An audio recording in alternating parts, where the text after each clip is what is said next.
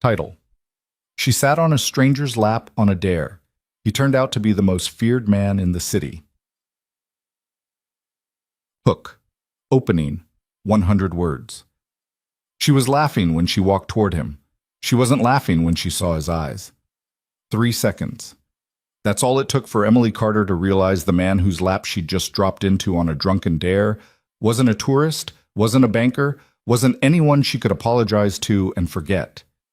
He was something else entirely, and he was already looking at her like he knew her name. If you're watching from anywhere in the world right now, drop a comment and tell me what city you're in.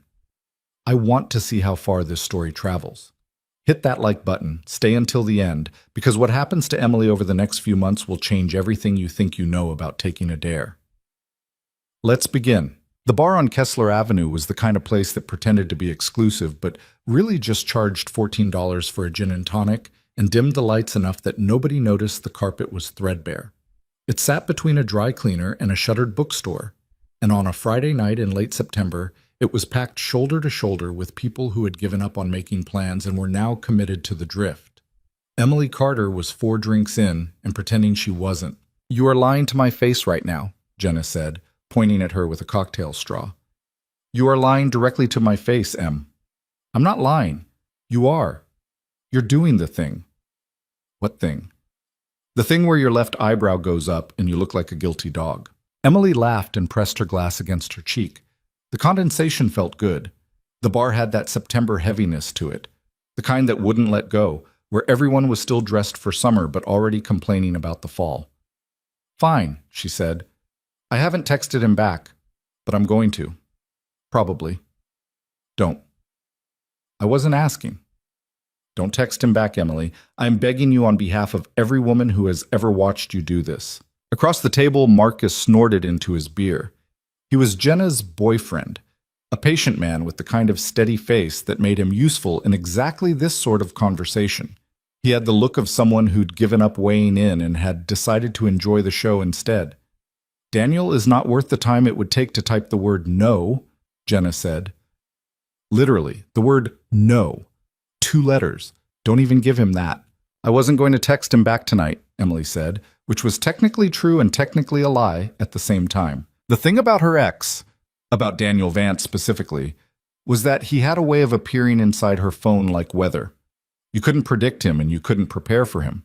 And once he was there, the whole evening tilted. 3 messages in the past 2 days.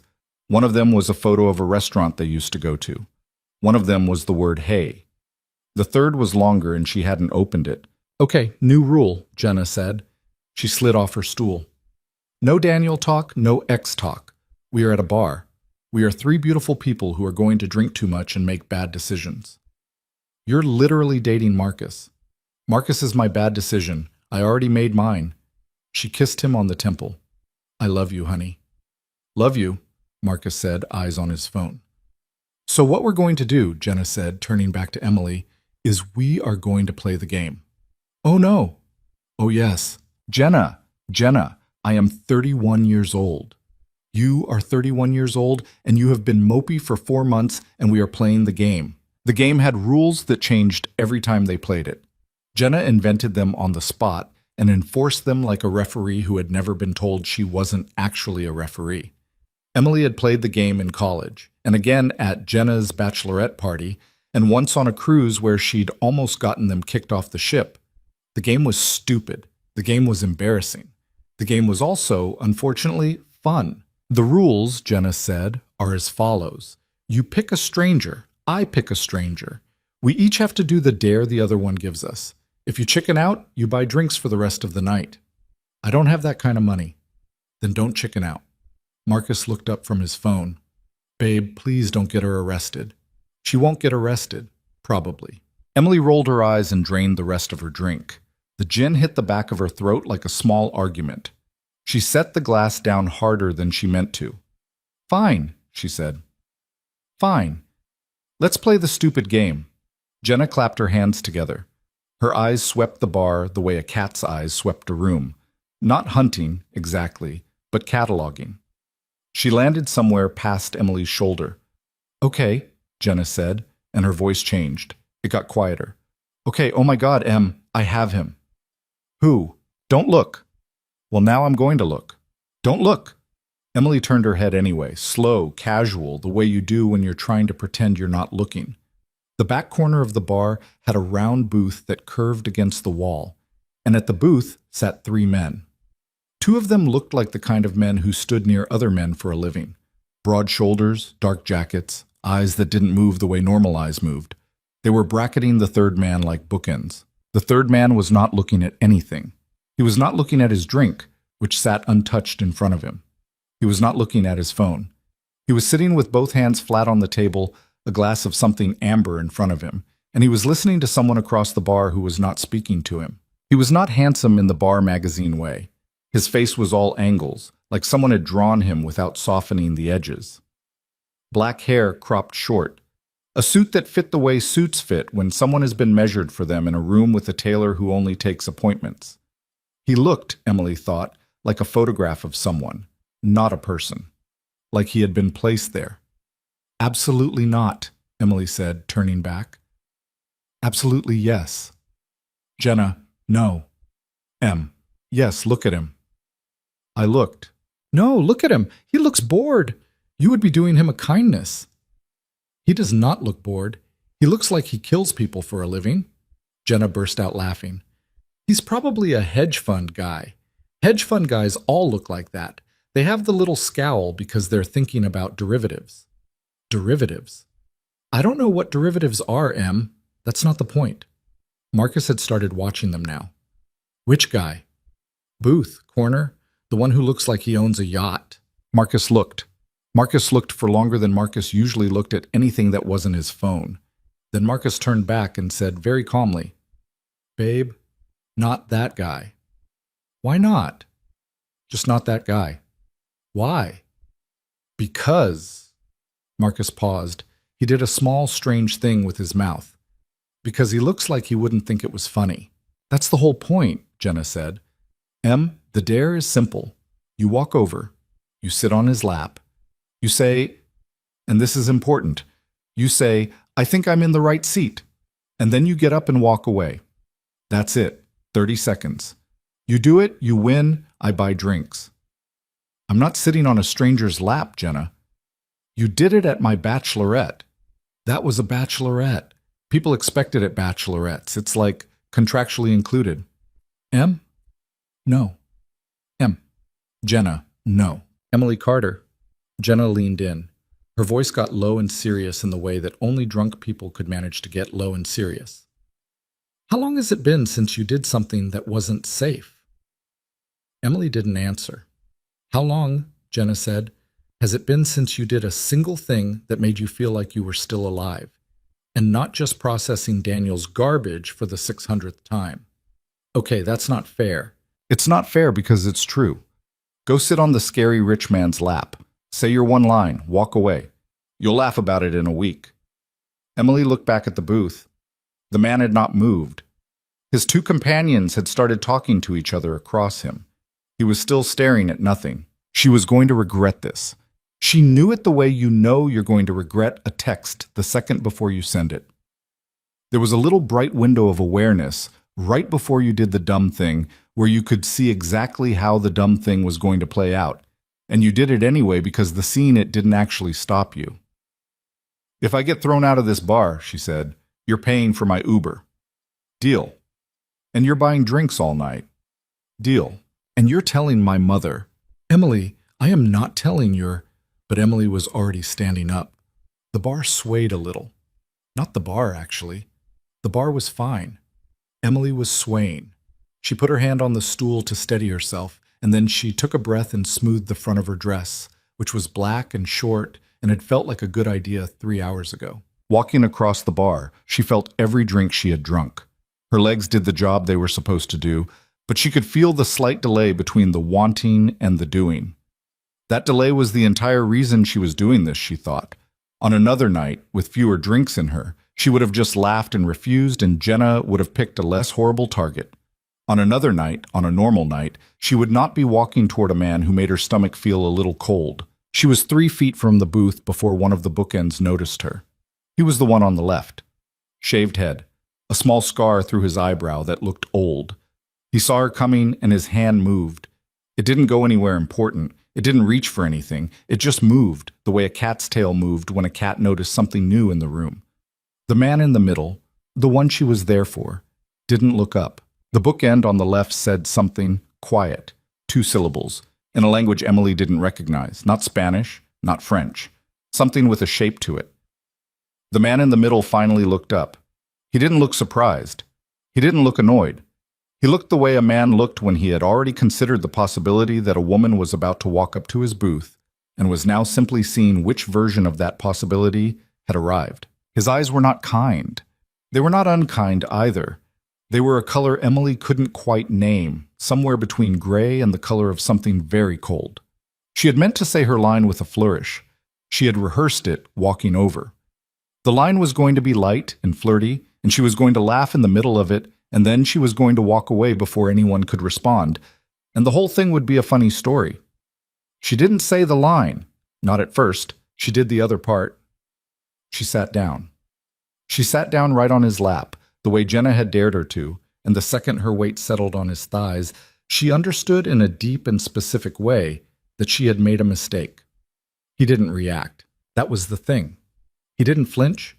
He didn't grab her. He didn't shove her off. He didn't laugh, and he didn't scowl, and he didn't do any of the things a normal man did when a strange woman sat on his lap in a bar on a Friday night. He just stopped, the way a machine stops. He had been breathing at one rate, and now he was breathing at another rate, and his hands, which had been flat on the table, were still flat on the table. He did not put them on her. He did not put them anywhere. "I think," Emily said, and her voice came out smaller than she wanted, "I think I'm in the right seat." The bookend on the left had gone very still. The bookend on the right, who had been looking at his phone this whole time, slowly set his phone face down on the table. He did it without a sound. The man whose lap Emily was sitting on, she could feel, through the fabric of her dress, that he was warmer than she expected, like his body ran hot, tilted his head. Just a little, just enough to see her face. "Are you?" he said. His voice was low and even and had no accent she could place, except that every word sat in its own small, separate space, as if he didn't waste any of them. "Am I what?" Emily said. "In the right seat." She swallowed. Because, he said, "I don't know you." "No, I don't. I don't know you either." "Then it seems unlikely that I'm in the right seat." "That you're in the right seat." She tried to laugh. It came out wrong. It came out like a cough that was trying to be a laugh and hadn't quite committed. She should have gotten up. That was the plan. Sit, line, up, gone. Instead, she sat there because something about the way he was looking at her had made her legs forget which direction up was. He was not angry. That was the strange thing. If he had been angry, she could have left. Anger was a door you could walk through. This wasn't anger. This was attention. He was paying attention to her the way a surgeon paid attention to a wound, and it was making her skin feel strange.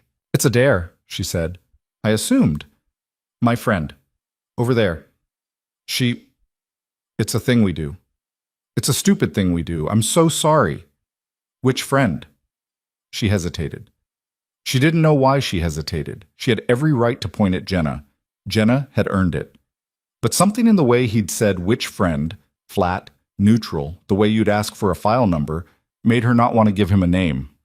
"The blonde," she said. "By the bar." He didn't look over. He didn't turn his head. He just kept looking at her, and the bookend on the left glanced past her shoulder, saw Jenna, and registered the information with the smallest possible nod. "You should probably," Emily said, "you should probably let me up. I'm going to get up now. I'm not stopping you." She realized, with a small twist of embarrassment, that he wasn't. His hands hadn't moved. He hadn't put a single finger on her. She was the one sitting there, still, frozen, because his eyes were holding her in place more effectively than any hand could have. She stood up. Her knees wobbled. She stepped back from the booth and almost knocked a drink off a neighboring table. A man at that table said something irritated, and she didn't hear him. "I'm so sorry," she said again.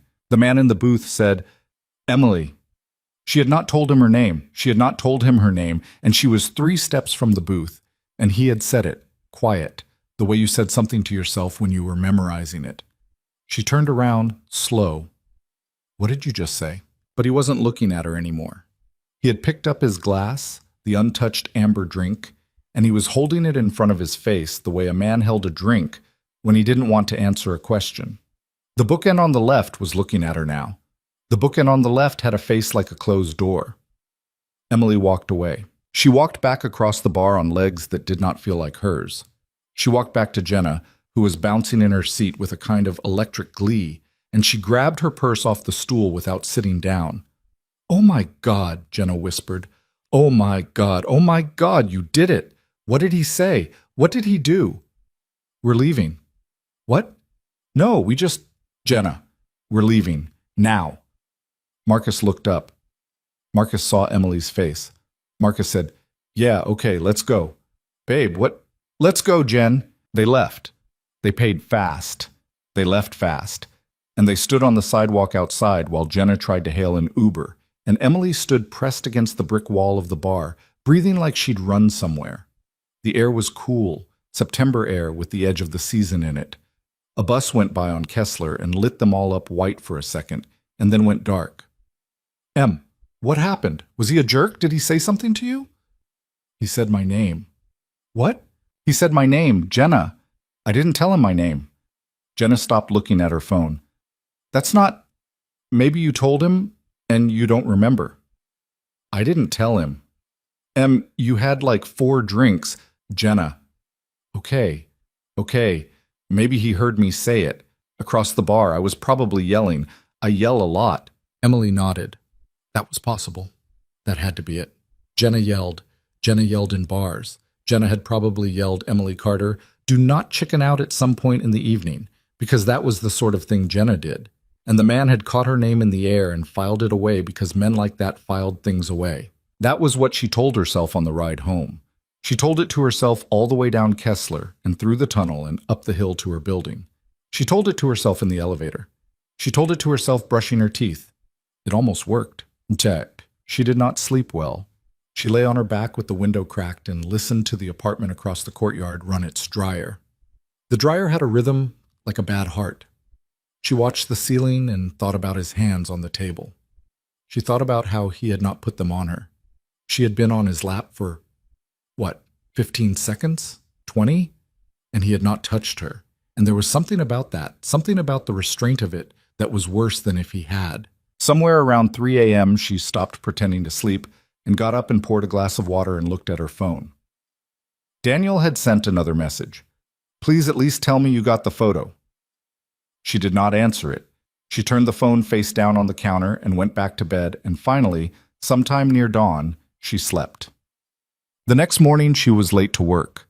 Emily worked at a small design studio on the 4th floor of a building that had once been a hat factory. The studio did branding for restaurants and wine labels and the occasional boutique hotel, and the owner, a woman named Carol, who wore exclusively linen, had a strict policy against anyone explaining their lateness. "I don't want to know," Carol said when Emily came in at 9:47. "I truly don't. Coffee's still warm, go."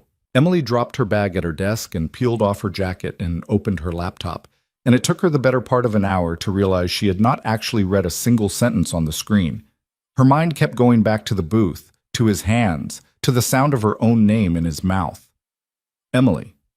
Not a question, a statement, like he had looked up her file. She shook her head and tried to focus on a wine label.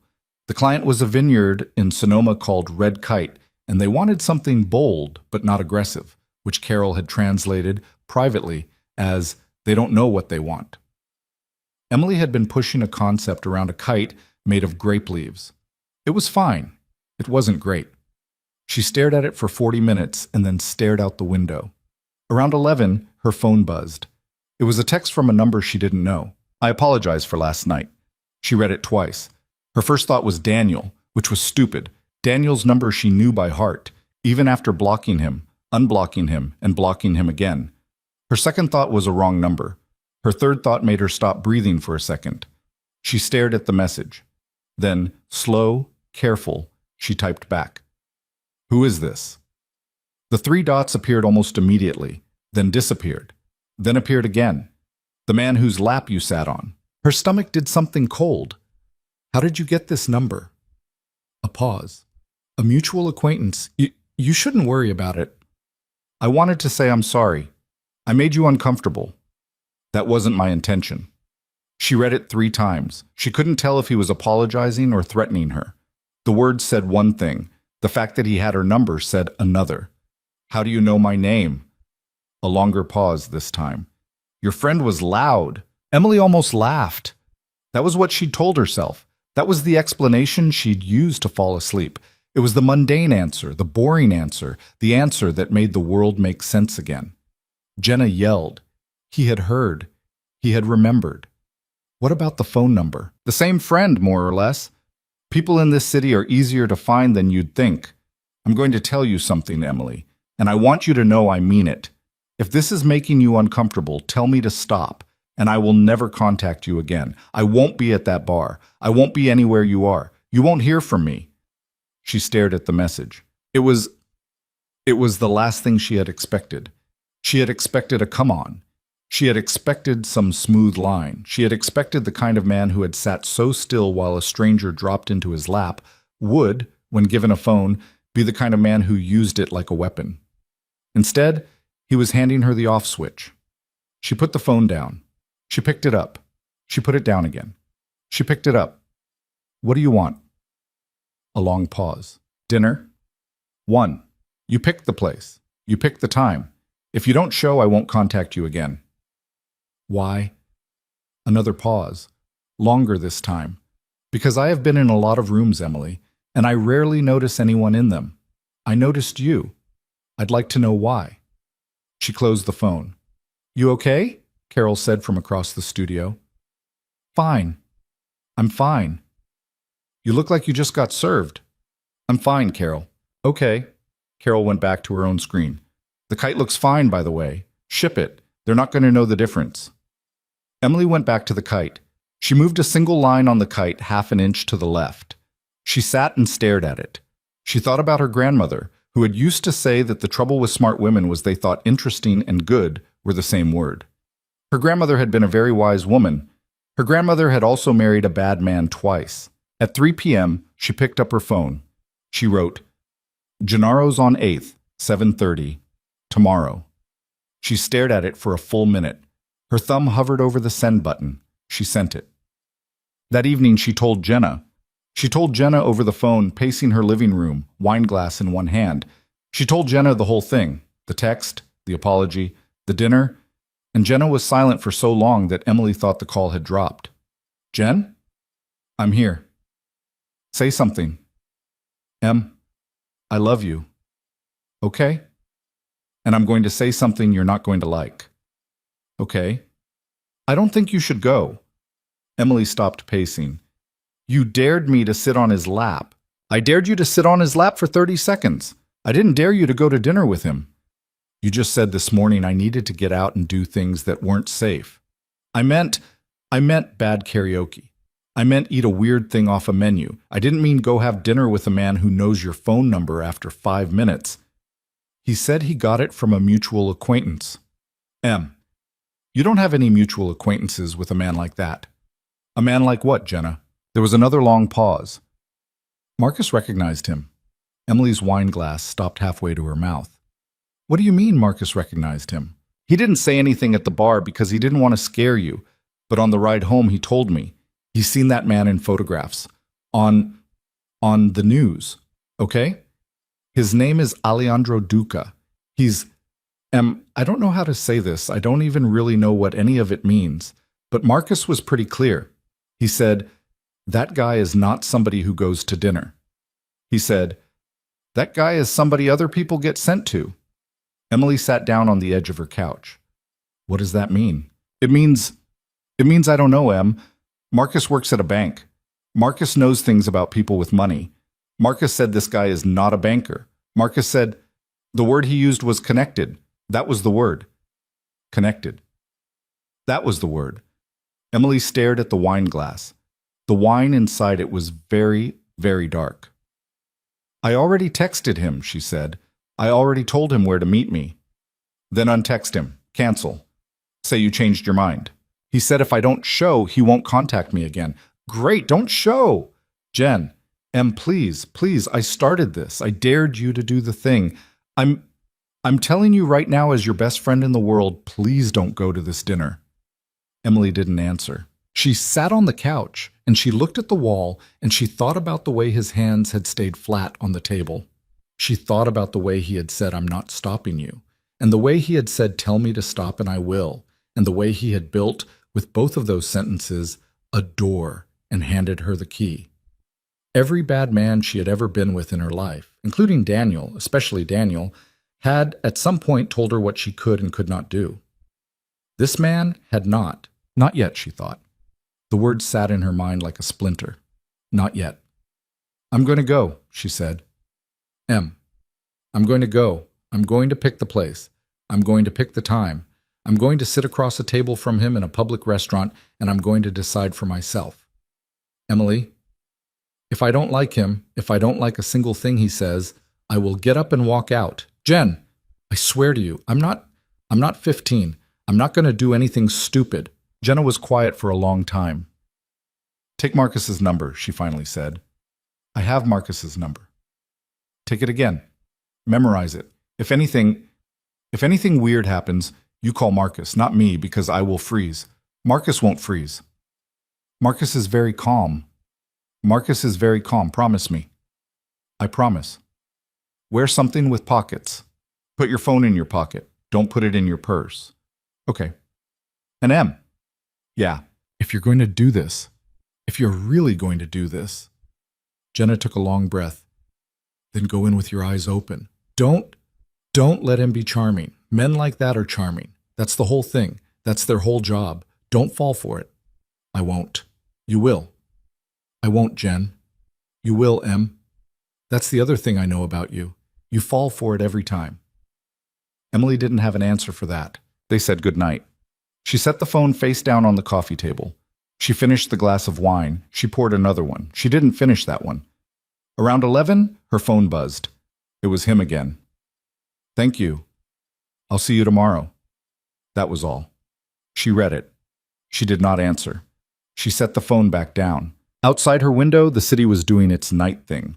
Cabs, someone laughing on the street, a bass line from a passing car that thudded once and was gone.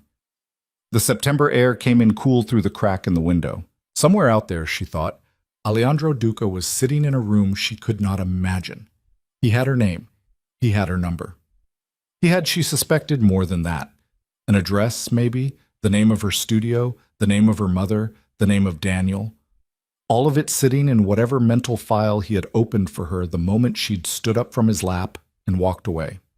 And he had, for some reason, chosen to ask instead of take. That was the part, she realized, that was going to make her go to the dinner. Not the danger, not the intrigue, not the fact that he was, whatever he was, connected. That stupid word. The fact that he had asked. She thought about Daniel's messages, all 3 of them, piling up in her phone like unopened mail. She thought about every time Daniel had not asked, every time Daniel had just shown up, at her office, at her apartment, at the bar she liked, every time grinning like, look at me, look at the effort, look how much I want you, and every time she had felt the walls of the room get a little closer together. She thought about a man sitting still with his hands flat on a table while a stranger sat on his lap, and how he had not reached for her, and how, when he had finally spoken, he had asked her a question. She closed the window. She turned off the light. She went to bed. And somewhere, in a building she had never seen, in a room she could not picture, at a table where a man was quietly working through the last piece of a night she was not part of, Alejandro Duca put her name into a sentence, one more time, to himself. The way you said the name of a new country you had decided, for reasons you could not yet explain, you were going to visit. She woke up before the alarm and stared at the ceiling for a long time. The light in her bedroom was the pale, uncommitted gray of a Saturday morning in the city, and for a minute she let herself pretend it was just a Saturday. A normal one. The kind of Saturday where she would do laundry and walk to the corner for coffee and spend an hour pushing her kite design around on a screen while the radiator clanked. That Saturday was still available to her. She could text him. She could cancel. She could say her mother was sick, or she had caught something, or she was, in fact, a coward, and he would, if he meant what he said, disappear. She did not text him. She got up instead. She made coffee. She drank it standing at the counter while she scrolled her phone and tried not to look at his messages. And then she looked at his messages anyway, the way you pressed on a bruise to see if it still hurt. Thank you. I'll see you tomorrow. 7 words. Nothing in them. Nothing to hold on to. She read them 6 times, and then she put the phone in her pocket so she would stop reading them. The day stretched out in front of her, too long. She cleaned her apartment. She folded laundry she had folded 2 days ago. She got in the shower at 11 and got out at 11:40 and stood in a towel in front of the closet for 20 minutes, trying to figure out what a woman wore to a dinner with a man whose hand she was already afraid of. Not afraid exactly. That was the wrong word. She had turned it over and over in her head all morning, and she could not find the right word. He had not frightened her in the bar. He had done something more specific than that. He had made her aware of herself. The way he had looked at her, that specific attention, had made her conscious of her hands in a way she had not been conscious of her hands in years. She pulled out a dress. She put it back. She pulled out another. She put that one back too. In the end, she put on jeans and a dark green sweater and low boots, which was a statement, she decided. And the statement was, I am not dressing for you. The statement was also, she admitted to herself while she stood at the mirror, but I am still dressing. At 4 o'clock, Marcus called her. Hey, he said. His voice was the same voice it always was. The calm voice. The voice of a man who had never once in his life raised it. Jenna told me you're doing this. I'm doing it. Okay. Are you going to try to talk me out of it? No. Good. I want to tell you something first, though. Emily sat down on the edge of the bed. Okay. I've only seen this guy in 2 places, Marcus said.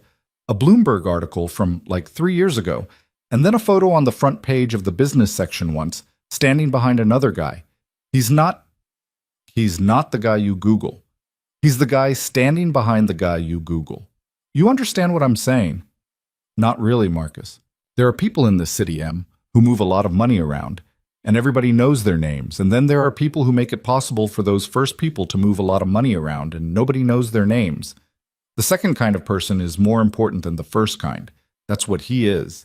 That's what I think he is, anyway. I don't know for sure.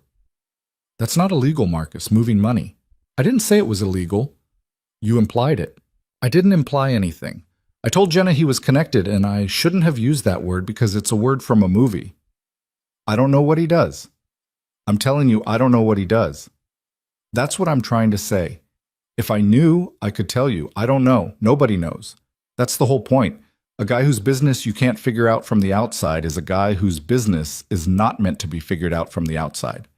Emily rubbed her eyes. Marcus, are you telling me not to go? I'm telling you to pay attention. I'm telling you to watch his hands. I'm telling you if at any point in the evening something feels wrong, you get up and you walk out the front door, not the back, and you call me, and I'll come get you. I don't care where it is. I'll come get you. Marcus. What? Why are you being so nice to me? A pause. Because Jenna loves you, he said. And because I was raised by a woman who got her heart broken by a man she shouldn't have said yes to, and I don't like watching it happen to other women. Emily didn't answer for a second. Okay, she said. Thank you. Call me if anything happens. Anything, Em. Even a weird feeling, call me. I will. You won't, but try. They hung up. She put on a little lipstick at 6. She put on more at 6:15. She took some of it off at 6:20 because she thought she looked like she was trying. And then she put some back on at 6:25 because she decided not caring was its own kind of trying, and at least this way, she was being honest.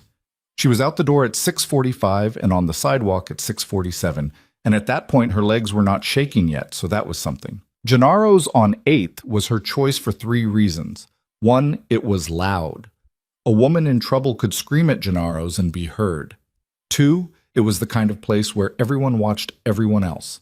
A restaurant full of financial district regulars and second dates and people on their phones, and a man could not do anything to a woman at Gennaro's without half the room noticing.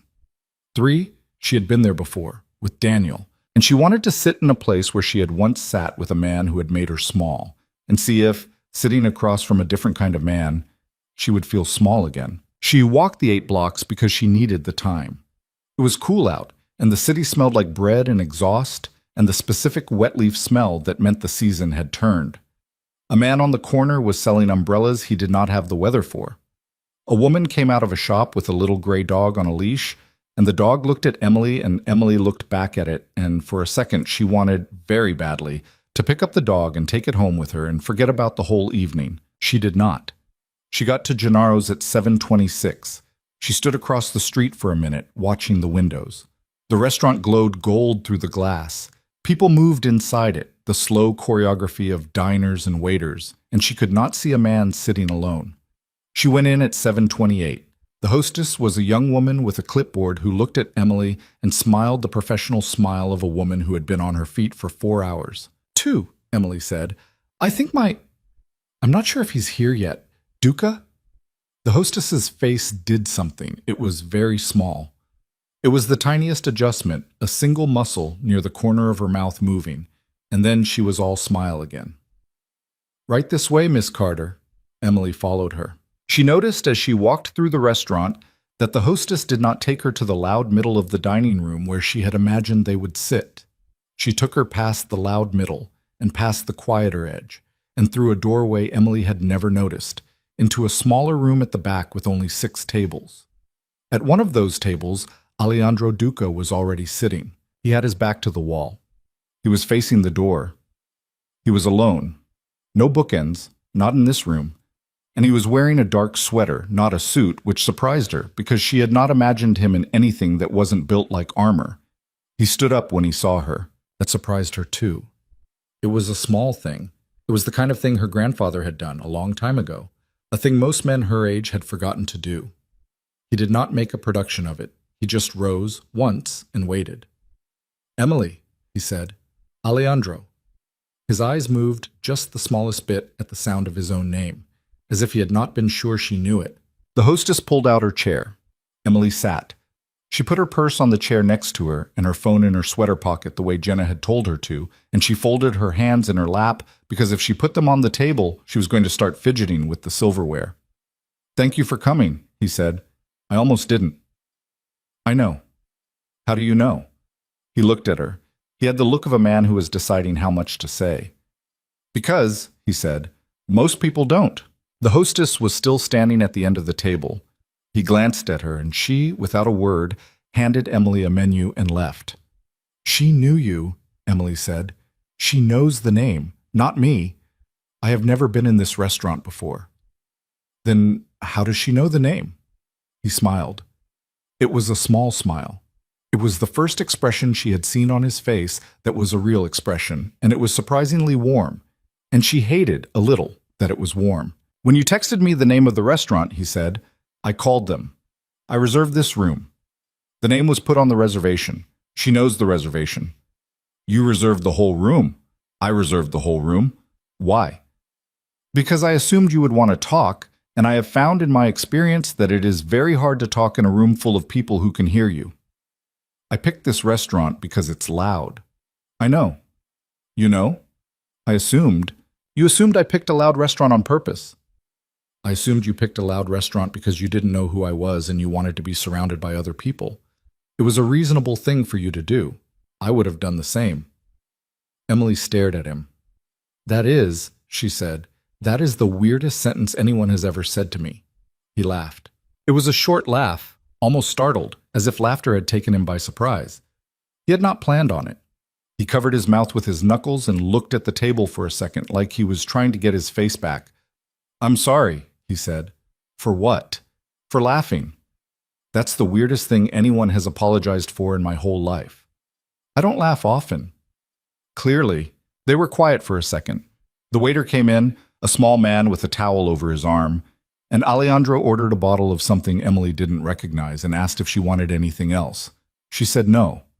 The waiter disappeared. "Okay," Emily said when he was gone.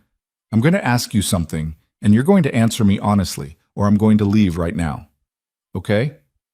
What do you do?" He looked at her for a long moment. His gray eyes did not move from hers. "I manage risk," he said. "That's not an answer." "It is an answer. You don't like the answer." "Manage risk for who?" "For people." "For what kind of people?" "For the kind of people who have risk that needs to be managed." You're doing the thing, Emily said. The thing where you answer a question without answering it. I'm going to leave. Don't leave. Then tell me. He was quiet.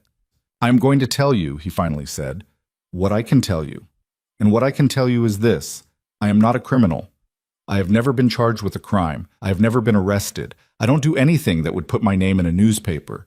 The things I do are boring, Emily. They are extremely boring. I sit in rooms with lawyers and I move pieces of paper around. Sometimes the paper is worth a lot of money. Sometimes the paper is worth nothing. My job is to know the difference. That is still not an answer. It is the answer I can give you. Why can't you give me more of an answer? He looked at the table. He put his hand flat on the tablecloth, the way he had put his hands flat on the table at the bar, and she noticed again that he did this in moments when he was thinking. It was a tell. Everyone had one. This was his. When he was not sure what to do with himself, his hands went flat. Because, he said, the people I work for value discretion. And I have built my entire adult life on the idea that I will not be the person who breaks their discretion. Not for anyone. Not for the police. Not for a girlfriend. Not for my own mother when she was still alive. Not for you. Your mother is dead. She is. When? A long time ago. Emily looked at him. She looked at his hands, flat on the table, and the tendons in the back of his wrists, and the cuff of his sweater, which was not expensive the way she had expected his sweater to be expensive. It was just a sweater, a man's dark sweater. It looked soft. Alejandro. Yes. If I keep seeing you, am I going to get hurt? He did not answer for a long time. I don't know, he finally said. That is not what I wanted you to say. I know. I wanted you to say no. If I said no, I'd be lying. I have told you I'm not going to lie to you. I told you that in the text message, if you read it that way. I meant it. I'd rather tell you something true that scares you than something false that keeps you here. Why would I get hurt? Because people who spend time with me get noticed. Not always. Not even often. But sometimes. And the people who notice them are not people I can always control. But you manage risk. Yes. So you could manage this. A small pause. I could try. She almost got up. She almost stood up right then and took her purse and walked out of the back room and out of the restaurant and back down 8th Street and never looked at her phone again. That was the smart thing. That was the thing Marcus had called her to tell her to do. That was the thing Jenna had begged her to do. That was the thing the tiny rational voice in her head, the voice that had kept her alive this long, was screaming at her to do. But she didn't get up. She didn't get up because of his face. He was looking at her like he expected her to leave. There was no performance in it. There was no pleading in it. There was no manipulation in it. He had told her what he had told her, knowing it would probably end the evening, and now he was simply waiting to see whether it had. He was not trying to hold her there. He was not throwing out last-minute lines to change her mind. He was giving her the time to make her decision, and she realized he was going to accept whatever she decided. She had dated a liar for 2.5 years. She had dated a man who, if she had ever asked him what he did for a living, would have told her a story that ended with him being the hero.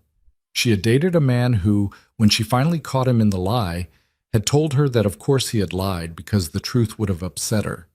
He had said it like he had done her a favor. He had said it like the lie had been an act of love. The man in front of her was telling her the worst possible version of his own life and waiting to see if she could live with it. Okay, she said. Okay? I'm not leaving. Yet. Don't make me regret it. I won't try. You won't try? I won't try to make you regret it. I can't promise you won't.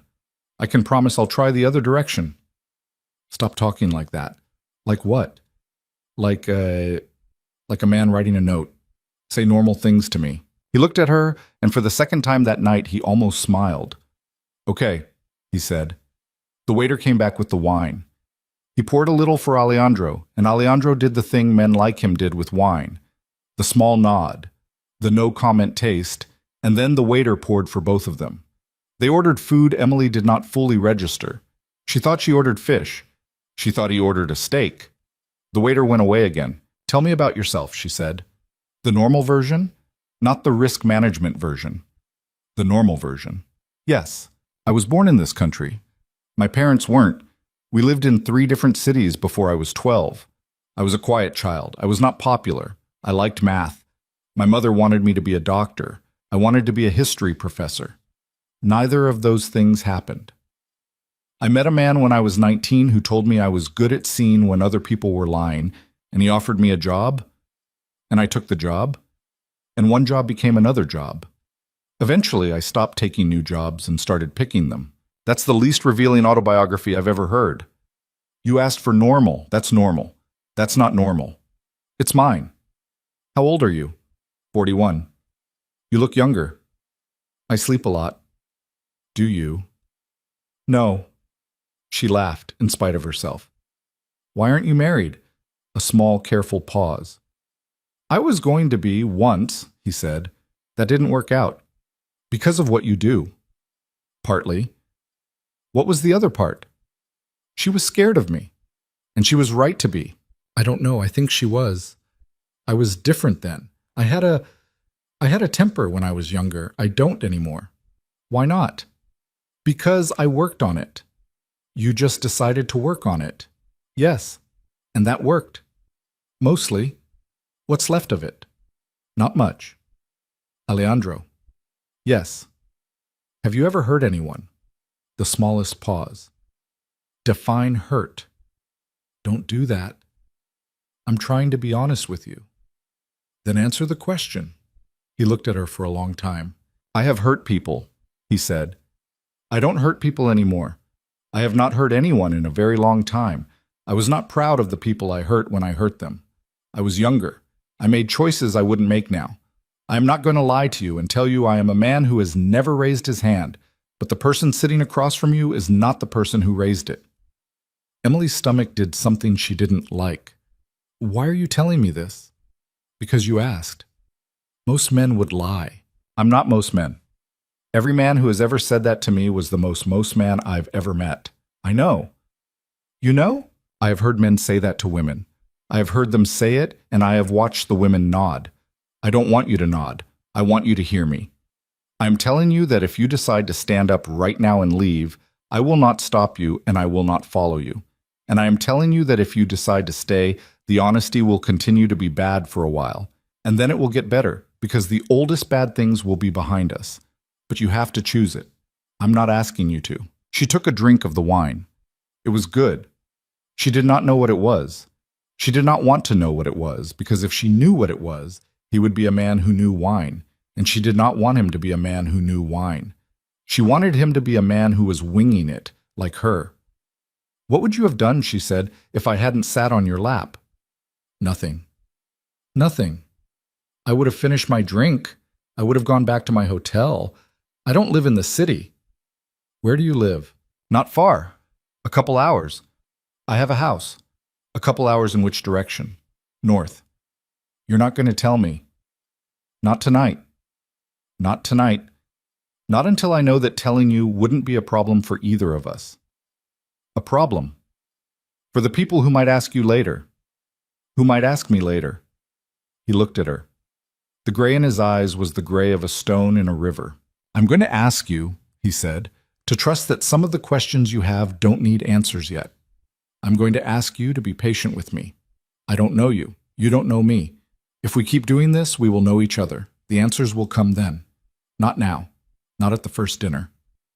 You think there will be a second dinner? I don't know. You don't know. I don't. I am not going to assume anything. I have told you more about myself in 40 minutes than I have told anyone in 10 years. That was what I came here to do. Whether you want another dinner after this is entirely up to you. Emily looked down at her hands. She thought about Daniel. She didn't want to think about Daniel. Daniel had no business being in her head at this table. But he was anyway, because Daniel, in their first real conversation, had told her everything she wanted to hear. He had said he was divorced when he was separated. He had said he had a degree he did not have. He had said he had a dog, which was one of the sentences that had made her fall for him. And the dog had turned out to be his sister's dog. And the sister, she had later learned, did not speak to him. Alejandro had just told her he had hit people. Alejandro had just told her he could not tell her where he lived. Alejandro had just told her that being near him might get her noticed by the kind of people who noticing was bad. And there was, somewhere in her chest, a small, stubborn, terrible little relief, because at least he had told her. "Okay," she said, "let's eat." They ate. They ate, and they talked about smaller things, and the evening, against all her expectations, got lighter. He asked about her work, and she told him about the kite and the vineyard and Carol in her linen, and he listened like a man who had never heard of kites or vineyards or linen.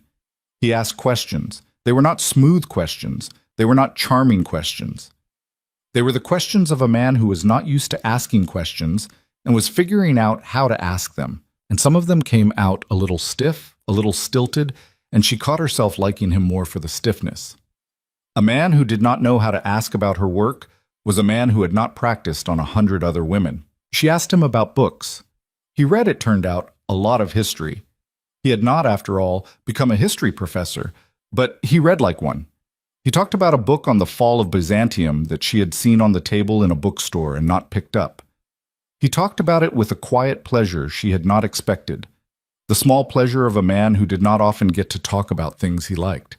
At one point, describing a siege, he used his hands to draw the walls of the city in the air above the tablecloth, and she laughed. And he looked at his own hands like they had betrayed him, and he put them down again. "You like this," she said. "Like what? Talking about this? Yes? Why don't you? Who would I talk about it with?" It was not self-pity. It was not fishing. It was a simple question, answered. He had built a life in which there were very few people he could talk to about the fall of Byzantium. She filed that away. At some point, he asked her about her family. She told him about her mother in Scranton, and her father who was not dead but who might as well have been, and her sister who had 2 kids and a husband who sold insurance. She told him about her grandmother, who had been her favorite person in the world, and who had died 4 years ago in a hospital that smelled like pine cleaner. She did not mean to talk about her grandmother. It came out before she could stop it. He listened. He did not interrupt. He did not offer sympathy in the way men sometimes did when they wanted credit for their sympathy. He just listened, and at the end he said, "She sounds like someone I would have liked. You would have hated her. She would have been suspicious of you. Then I would have respected her. She married 2 bad men. Then she would have been suspicious of me for specific reasons." Emily laughed. She caught herself laughing. She caught herself not having thought about Daniel for 40 minutes. She caught herself leaning her elbows on the table and not minding that she was leaning her elbows on the table, and she thought, this is how it starts. This is exactly how it starts. This is the part of the movie right before something goes wrong. At 10:15, he asked for the check. He paid. He paid cash, which she noticed, which would normally have seemed strange, and tonight did not seem strange at all, because of course he paid cash. Of course the whole evening was a thing he would like not to exist on a credit card statement somewhere. He left a tip that was too big. He stood up and held her jacket for her, the way her grandfather used to hold her grandmother's jacket, and she let him. They walked out of Gennaro's together and stood on the sidewalk. The night had gotten colder. The umbrella man was gone. A black car was at the curb about 10 yards down, and a man she had not seen at dinner was leaning against it, and she did not have to ask who he was. "Can I put you in a cab?" Alejandro said. "I'll walk." "It's 11 blocks. "It's 8. 11. "I live 8 blocks from here." "I know you live 8 blocks from here. I'm not offering to take you to where you live. I'm offering to take you somewhere close to where you live so that I don't know exactly where you live." She stared at him. "That," she said, "is the most considerate, creepy thing anyone has ever said to me. I can call a cab for you instead." "Call a cab." He raised a hand. A cab appeared. She had no idea where it had come from. It was like he had summoned it out of the street. She got in. She rolled down the window. He was standing on the sidewalk in his dark sweater with his hands in his pockets, and he did not look cold, and he did not look tired, and he did not look like a man who had just told her things he had never told anyone. "Alejandro." "Yes." "If I told you I didn't want to see you again, then I wouldn't contact you." "You keep saying that. I keep meaning it." She looked at him through the open window. "I'll call you," she said. "Okay. I don't know when. Whenever. It might not be for a while." "I'll be here." The cab pulled away. She sat in the back with her hands folded in her lap, and she watched the city slide past the window, and she tried to find the part of herself that should have been furious or frightened or at least smart. She could not find it. She found instead the small and stupid thing that had been sitting in her chest all night, which was that she had enjoyed herself. She had enjoyed the evening more than she had enjoyed any evening in a very long time. A man had sat across from her and answered her questions and listened to her talk about a grandmother she had not been able to talk about with Daniel, not even once. And that man was not, by his own admission, a safe man. She got out of the cab 3 blocks from her apartment. She paid the driver. She walked the rest of the way with her phone in her hand and her thumb on the screen, and she did not call anyone. Not Jenna, not Marcus, not her mother, not anybody. In her apartment, she turned on 1 lamp. She did not turn on any others. She sat on the couch in the half-dark and looked at her phone, and there were no messages from him, which was what she had expected and what she had wanted, and it was also, somehow, a tiny disappointment. At 11:40, her phone buzzed. It was not him. It was Daniel. "I saw you at Gennaro's tonight, Emily's whole body went cold. Who was the guy? She stared at the screen. Her hands started to shake, a little, not from fear, exactly, but from the old, familiar feeling of Daniel suddenly being inside the evening, of Daniel having been watching, of Daniel having decided she owed him an explanation. "You don't answer me for 2 weeks, and then I see you with some guy at Gennaro's. Who was that? I'm just asking him." She did not answer. She sat with the phone in her hand, and she thought about how the back room at Gennaro's had been visible from the main room, through that doorway, if you were standing at the right angle. She thought about how Daniel had taken her to Gennaro's twice. She thought about how Daniel had sent her a photo of a restaurant 2 days ago, and she had not opened it, and she wondered, with a small and growing nausea, whether the photo had been of Gennaro's. She opened the photo. It was Gennaro's. It was a photograph of the front of Gennaro's taken from across the street, yesterday, in daylight, with the caption, "Remember this place?" She set the phone down on the coffee table, face up, screen glowing. She did not sleep for a long time. She lay awake and stared at the ceiling, and somewhere in her chest, under the fear of Daniel and the confusion about Alejandro and the low, dull headache of too much wine, a new feeling was beginning to form, slow, unwelcome, specific.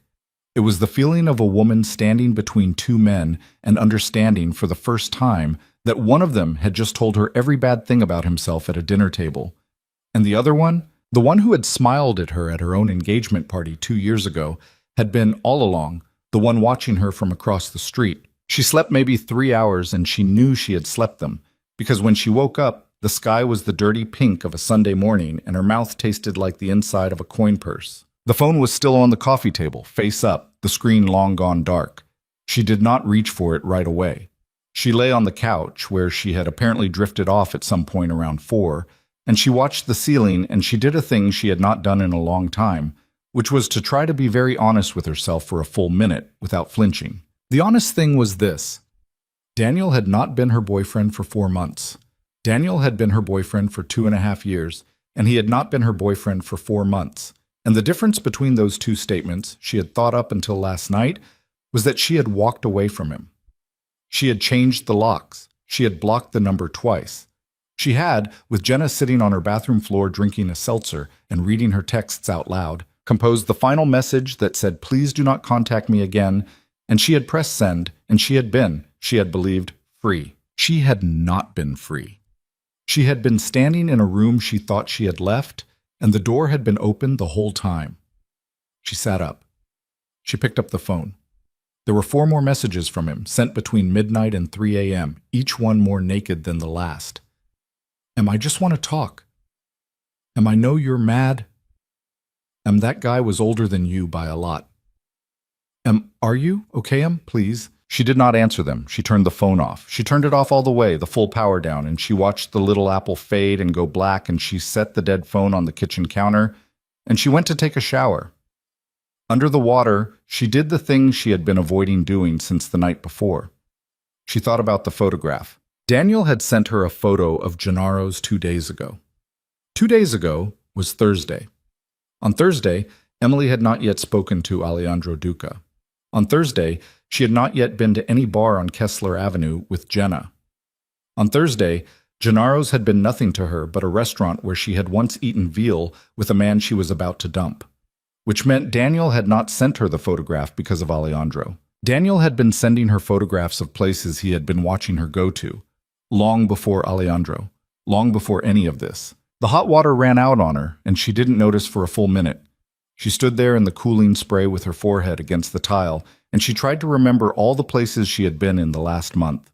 The dry cleaner on Lexington, the bar on Kessler, her studio, the bodega on the corner, her mother's apartment once, for dinner, the coffee shop with the orange awning where she had sat with a book on a Saturday 3 weekends ago. Had any of them felt strange at the time?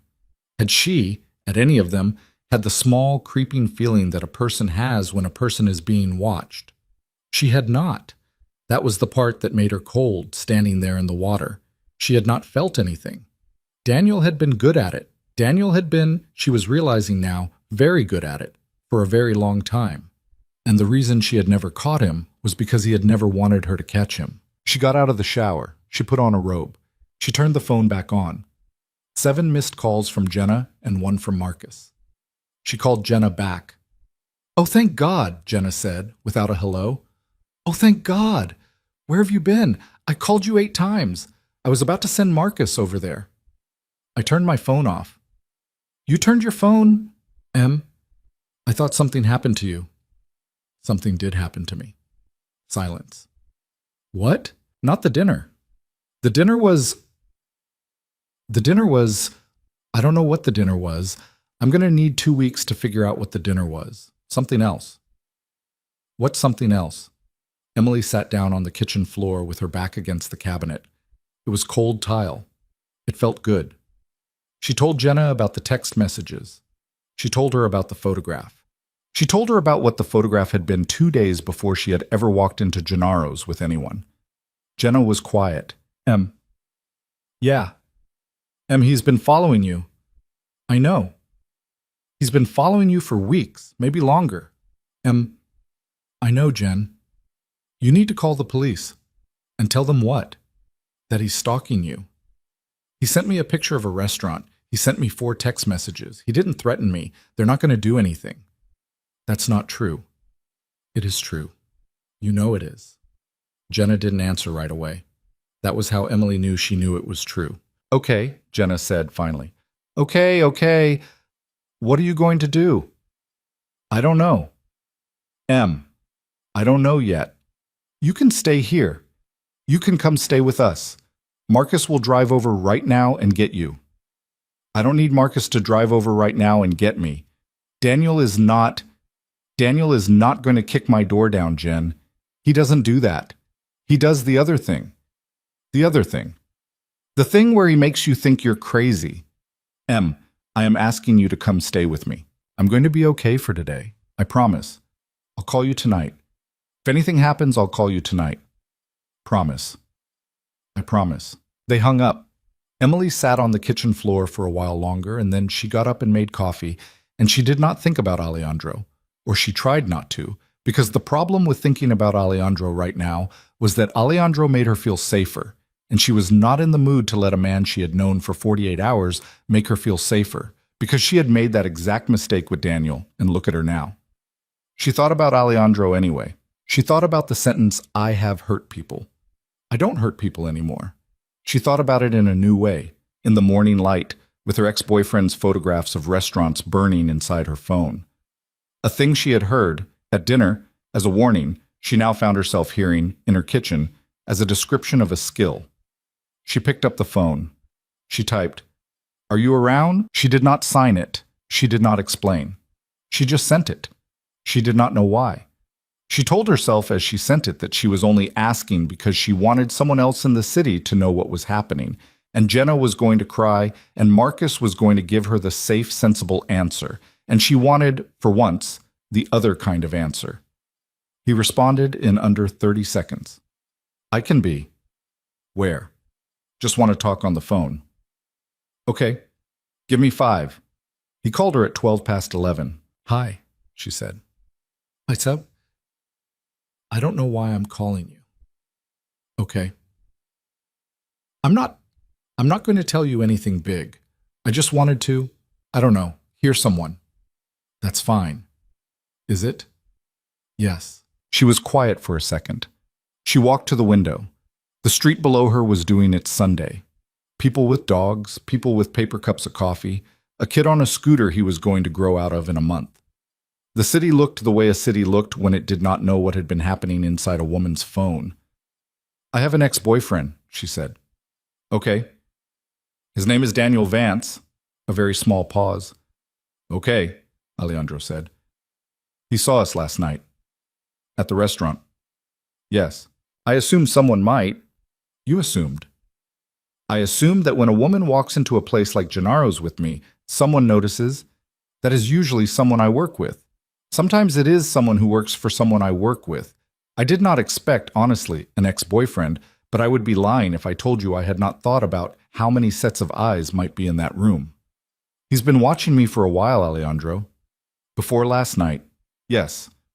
How long? I don't know. At least 2 days. Probably longer. He sent me a photograph of the restaurant 2 days ago." Silence on the line. "Alejandro, I'm here. Say something. Is he physically dangerous?" "I don't know." "Has he ever put his hands on you?" She almost said no. The reflex was old and fast, and she had to swallow it back. "Once," she said. "Not hard." Define not hard. "He grabbed my arm. He didn't hit me. Hard enough to leave a mark." "Yes." A longer silence. "Okay," he said. His voice had not changed. That was the first thing she noticed. It was the same voice it had been at dinner, the same flat, even voice. But there was something inside it now, behind it, the way there was sometimes a train behind a closed door. You didn't hear the train itself. You heard that the door was not empty. "Emily." "Yes." "I am going to ask you a question, and I want you to answer it honestly, and then I am going to ask you to make a decision, okay?" "Okay." "Do you want me to handle this?" "Handle this." "Do you want me to make it stop?" She closed her eyes. "I don't know what that means," she said. "That sentence is exactly the sentence I have been afraid of you saying. I know. I don't want anyone to get hurt. Nobody is going to get hurt. I am not asking you for permission to hurt him. I am asking you for permission to make this stop." "How?" "I'm going to tell you, and then you are going to decide." "Okay. I'm going to find out who he is and what he wants. Not from you, from other places. That is a thing I know how to do. I am going to know, by the end of the day, what his life looks like, where he works, who he owes money to, who owes him money, whether anyone has ever filed a complaint against him, what his driver's license photo looks like. I am going to know these things. That is the first part." "Okay. Then, with what I know, I am going to go to him, and I am going to have a conversation with him. The conversation will not involve me touching him. It will not involve anyone touching him. I am not going to threaten him. I am going to explain to him, very clearly, using specific information about his life, that he is going to stop contacting you. He is going to stop walking down streets you walk down. He is going to stop eating in restaurants you eat in. He is going to stop, Emily. And he is going to stop because I am going to make him understand that the cost of not stopping is higher than the cost of stopping. You're going to threaten him. I'm going to give him information and let him threaten himself." She sat down at the kitchen table. "Why?" she said. "Why would you do that?" "Because I told you last night I didn't want you to get hurt. You met me 2 days ago." "I know." "You don't know me." "I know." This is insane. This is what my mother told me not to do. This is the thing where a man swoops in and solves your problem, and then you owe him forever. You won't owe me. Everyone says that. I know, I'm telling you anyway. Alejandro. Yes. I don't want to owe you. You won't. I'm going to ask you why again, and I want a real answer. A longer pause. She could hear him breathing. It was a slow breath, the kind of breath a man took when he was, for once in his life, trying to figure out what he actually meant. Because, he said, I have sat with you once in a restaurant, and I have been sat on by you once in a bar, and those are the 2 most honest evenings I have had in a decade. Because you asked me questions at dinner that nobody has asked me in a very long time, And when I answered them badly, you did not pretend I had answered them well. Because when I told you I had hurt people, you did not leave. Because I would like to have another dinner with you, and a third one, and a fourth one. And I cannot do any of that if there is a man with a phone full of photographs of places you have been. I'm not doing it for you. I am doing it for me. You are not going to owe me. I am buying myself the privilege of sitting across from you again. That is the full truth. You asked for a real answer. That is the real answer. Emily put her hand over her face. That is, she said, the most alarmingly specific thing anyone has ever said to me. I know. You know. Yes. Alejandro. Yes. Okay. Okay. Do the first part. Find out who he is. Just the first part. Don't do the conversation part. Not yet. I want to think about that one. Okay. And I want you to tell me, when you find things, I want you to tell me what you find. Not some of it. All of it. Even if you think it's going to upset me. Okay? Even if it's things that are going to make me feel stupid. Emily. What? A man following you around in secret is not a thing that will make you stupid. It will make him sick. You are allowed to be angry. You are not allowed to be ashamed. She sat at the table and she breathed for a second. Okay, she said again, quieter. I'll call you tonight. Okay? If he messages you today, don't respond. Don't block him. Let him keep messaging. I want to know what he writes. Why don't you want me to block him? Because if you block him, he will come to your apartment. Her mouth went dry. He doesn't know where I live. A small pause. Emily. He doesn't, Alejandro. I moved after we broke up. I didn't tell him the new address. I was careful about that. My mother has the address. Jenna has the address. Nobody else. He has the address. You don't know that. He has been watching you for weeks. He has the address. She did not answer. Don't block him, Alejandro said. Don't respond. Just let the phone do its thing. I'll call you tonight. They hung up. She sat at the table for a long time. The coffee had gone cold in the mug in front of her. The Sunday light in the kitchen was thin and golden, and it made the whole apartment look like it belonged to someone else. Someone who had Sundays like other people's Sundays. Someone who was not sitting at a table with both her hands flat on the wood in the specific way a man had put his hands flat on a table 2 nights ago, because she had picked up the habit already without meaning to. And she did not know yet whether that was going to turn out to be a small detail or a much larger one. Her phone buzzed. Daniel. Why are you ignoring me? I saw you get into a cab last night. Where did you go? I went by your place this morning. The lights were off. She read them twice. She did not respond. She took the phone and she walked it into her bedroom and she put it on her nightstand, face down, and she closed the bedroom door, and then she sat in the living room and she did not move for a while. Around 2, she called her mother. She did not tell her mother about Daniel. She did not tell her mother about Alejandro. She called her mother, and she asked her mother about the new neighbor upstairs, who her mother did not like. And she listened to her mother talk about the new neighbor for 18 minutes, and the 18 minutes of her mother complaining about a woman who had, apparently, a dog that barked too much was the most normal 18 minutes Emily had had since she had walked into the bar on Kessler. When she hung up, her mother said, "You sound tired, honey." "I am tired, Mom." "Are you eating?" "I'm eating." "Call me in the week." "I will." She called Jenna at 4. "I'm okay," she said before Jenna could ask anything. "I'm home. I'm fine." I talked to him." "Daniel?" "No, the other one." A long pause. "And?" "He's going to find out who Daniel is." He said he wasn't going to touch him. You believed him?" "I did actually, yeah." Jen, listen to me. I am not going to do anything I can't walk back.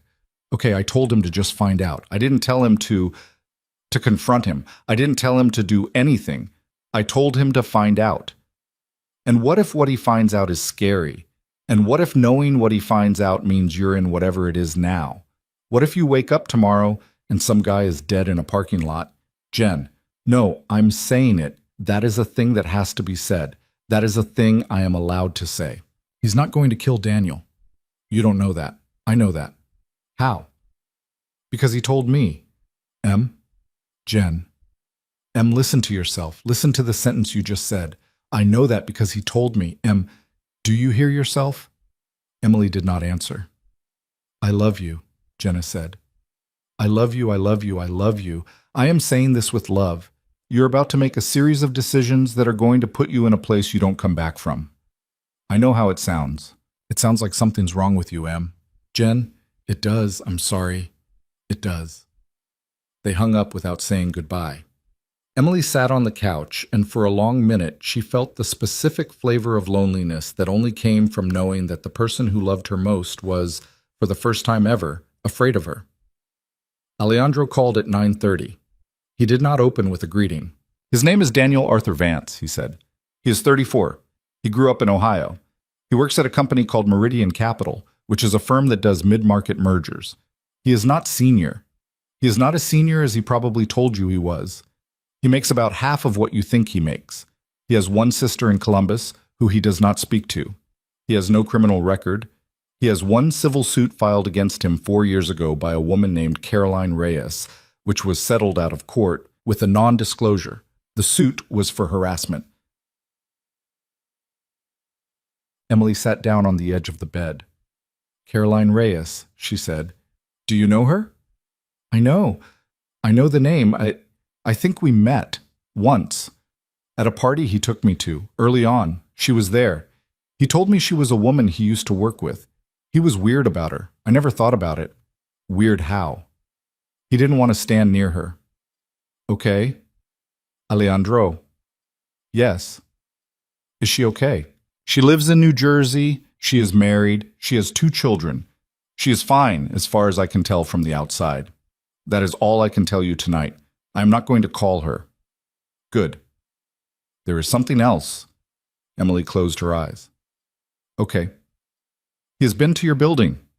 Which building? The building you live in now. Not the old one, the one you moved to after you broke up with him. She could not speak for a second. How do you know? Because there is a camera on the awning of the dry cleaner across the street from your building. It belongs to the dry cleaner. It is not a camera anyone would expect to matter.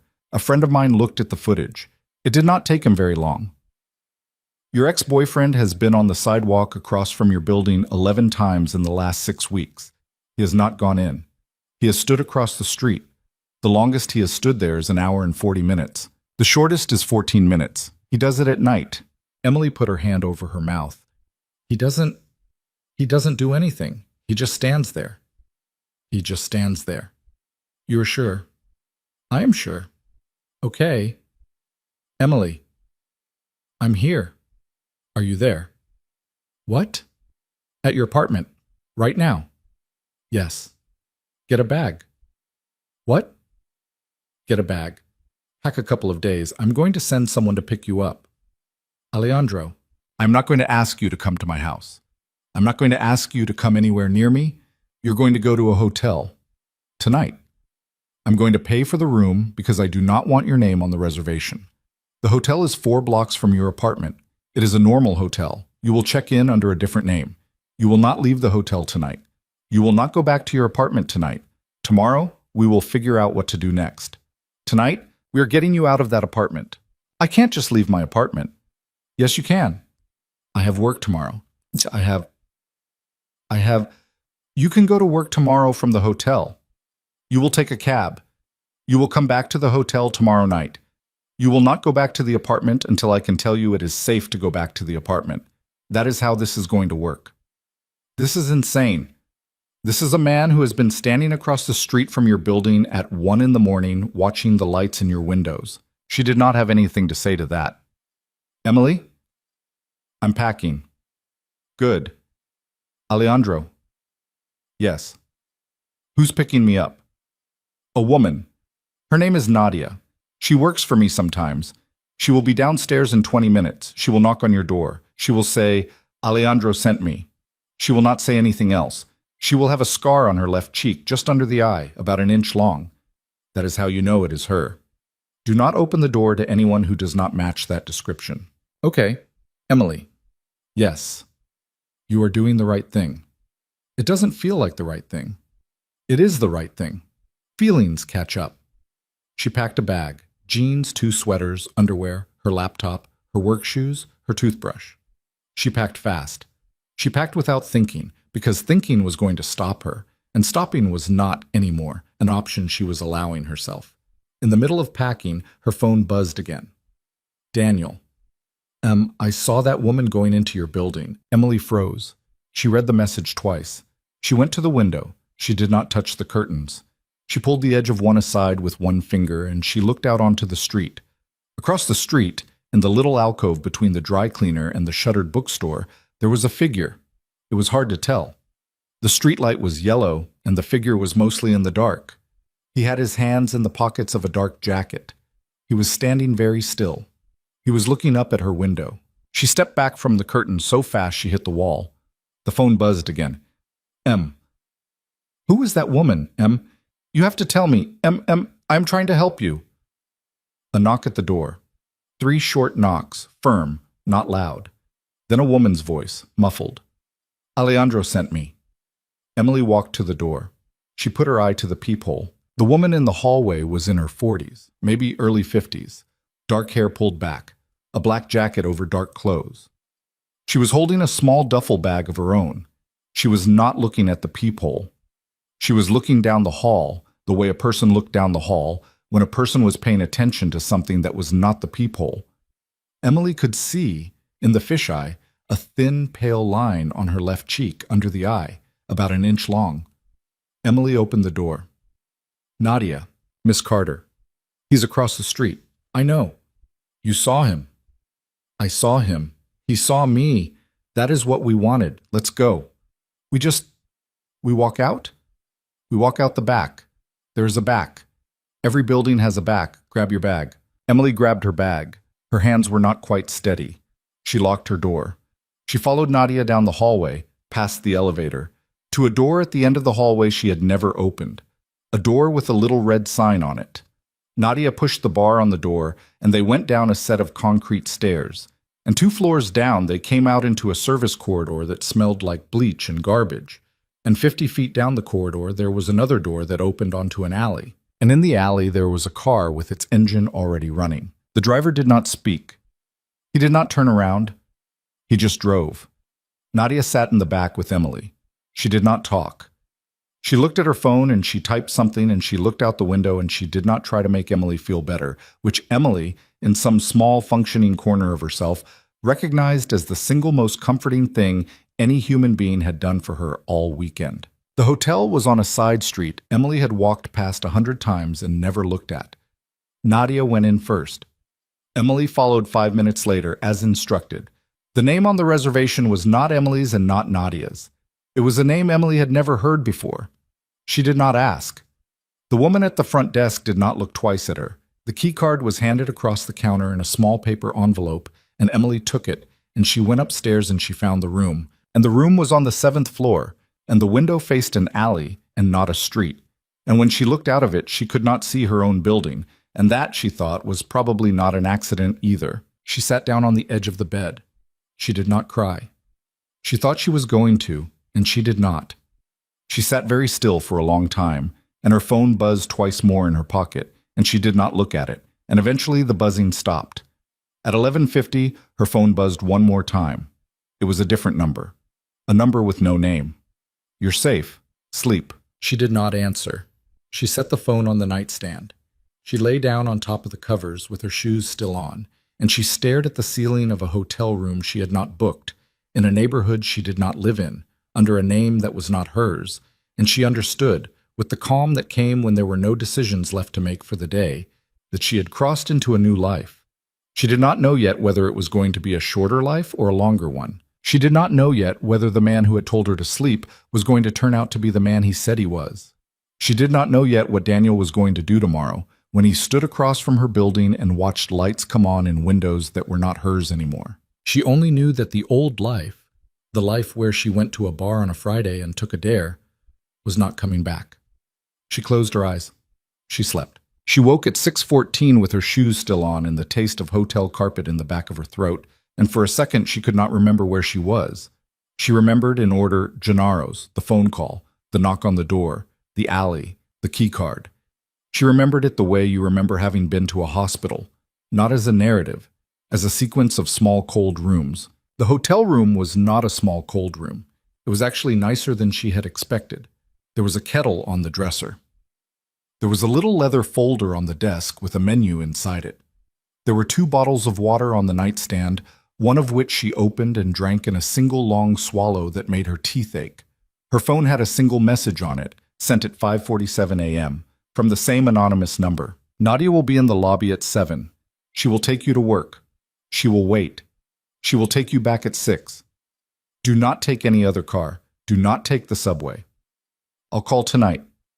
She read it twice. She did not answer. She went into the bathroom, and she washed her face, and she looked in the mirror at a woman who looked older than she had looked on Friday. And she thought, not unkindly, okay, all right, we live here now. She went to work. She went to work because she did not know what else to do with her body between 7 a.m. and the moment the next decision would be asked of her. And sitting in a hotel room waiting for a phone to ring felt like the kind of thing that would unravel her. She got into Nadia's car at 7:04. Nadia did not make small talk.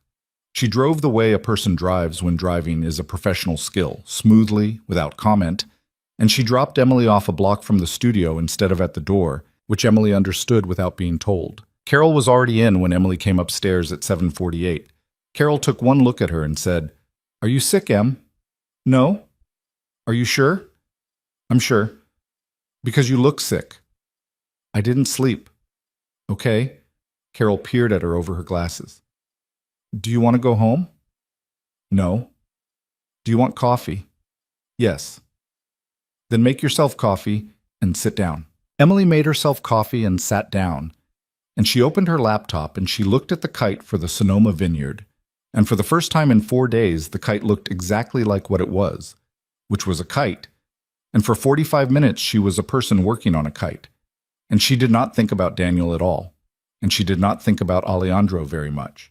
And when she left her desk to refill her mug at 10, she had moved 3 lines in one color, and the kite was, against all odds, slightly better. It did not last. At 10:40, her phone lit up on the desk. It was Daniel. I went by your apartment again last night. There were no lights on. Are you home? I just want to know you're safe. I'm worried about you. Please." She did not answer. She flipped the phone face down. She went back to the kite. The kite did not get any better for the next hour. At 12:15, her phone buzzed again, and when she turned it over this time, it was a different number. Local area code. Not saved. She stared at it for a full 3 seconds before she answered. "This is Emily." "Miss Carter." A woman's voice. Older, not unfriendly. "I'm calling from Meridian Capital. I work in the Human Resources Department here. I need to confirm a few things with you. It shouldn't take long. Is this a good time?" "Meridian?" "Yes, ma'am." "I don't work at Meridian." "No, I understand, ma'am. This is regarding a complaint that has been filed with our office. Your name came up. We are required to follow up." "A complaint?" "Yes, ma'am. Against one of our employees, a Mr. Daniel Vance." Emily's hand went cold around the phone. "What is the complaint?" "I can't share the specifics, ma'am. I can share that this is part of a pattern we have been tracking internally for some time. Your name was provided to us as someone who might have relevant knowledge. You are under no obligation to speak to me. You can decline this call and we will not contact you again. But I'm asking you, as a courtesy, whether you would be willing to talk to a member of our internal investigations team in the next day or two. Your statement would be confidential." Emily stood up from her desk. She walked to the window. She walked back. "Who gave you my name?" "I can't share that, ma'am." Did someone named Alejandro Duca give you my name?" There was a small, very precise pause on the other end. "I am not at liberty to share the source, ma'am." "Okay. Would you like to speak to someone?" I'll call you back." "Of course. Can I have the name of the person I'd be speaking to?" "Of course. Her name is Rachel Klein. I'll text you the number." The woman hung up. 30 seconds later, a text arrived with the number. The number did not match the number the woman had called from, which was, Emily registered distantly, a professional detail, the kind of detail she would not have noticed last week.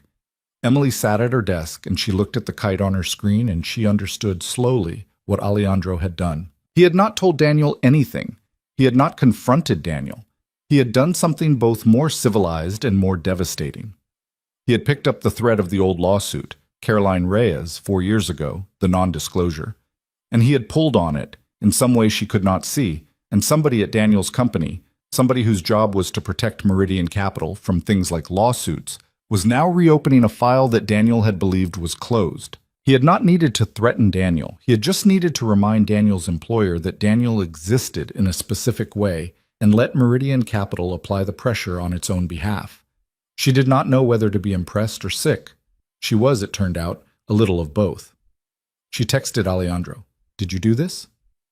She did not specify. She did not need to. 5 minutes later, "I gave some people some information they already had access to. I did not tell them what to do with it. I will tell you more tonight. Are you okay? I don't know, I'll come to the hotel tonight."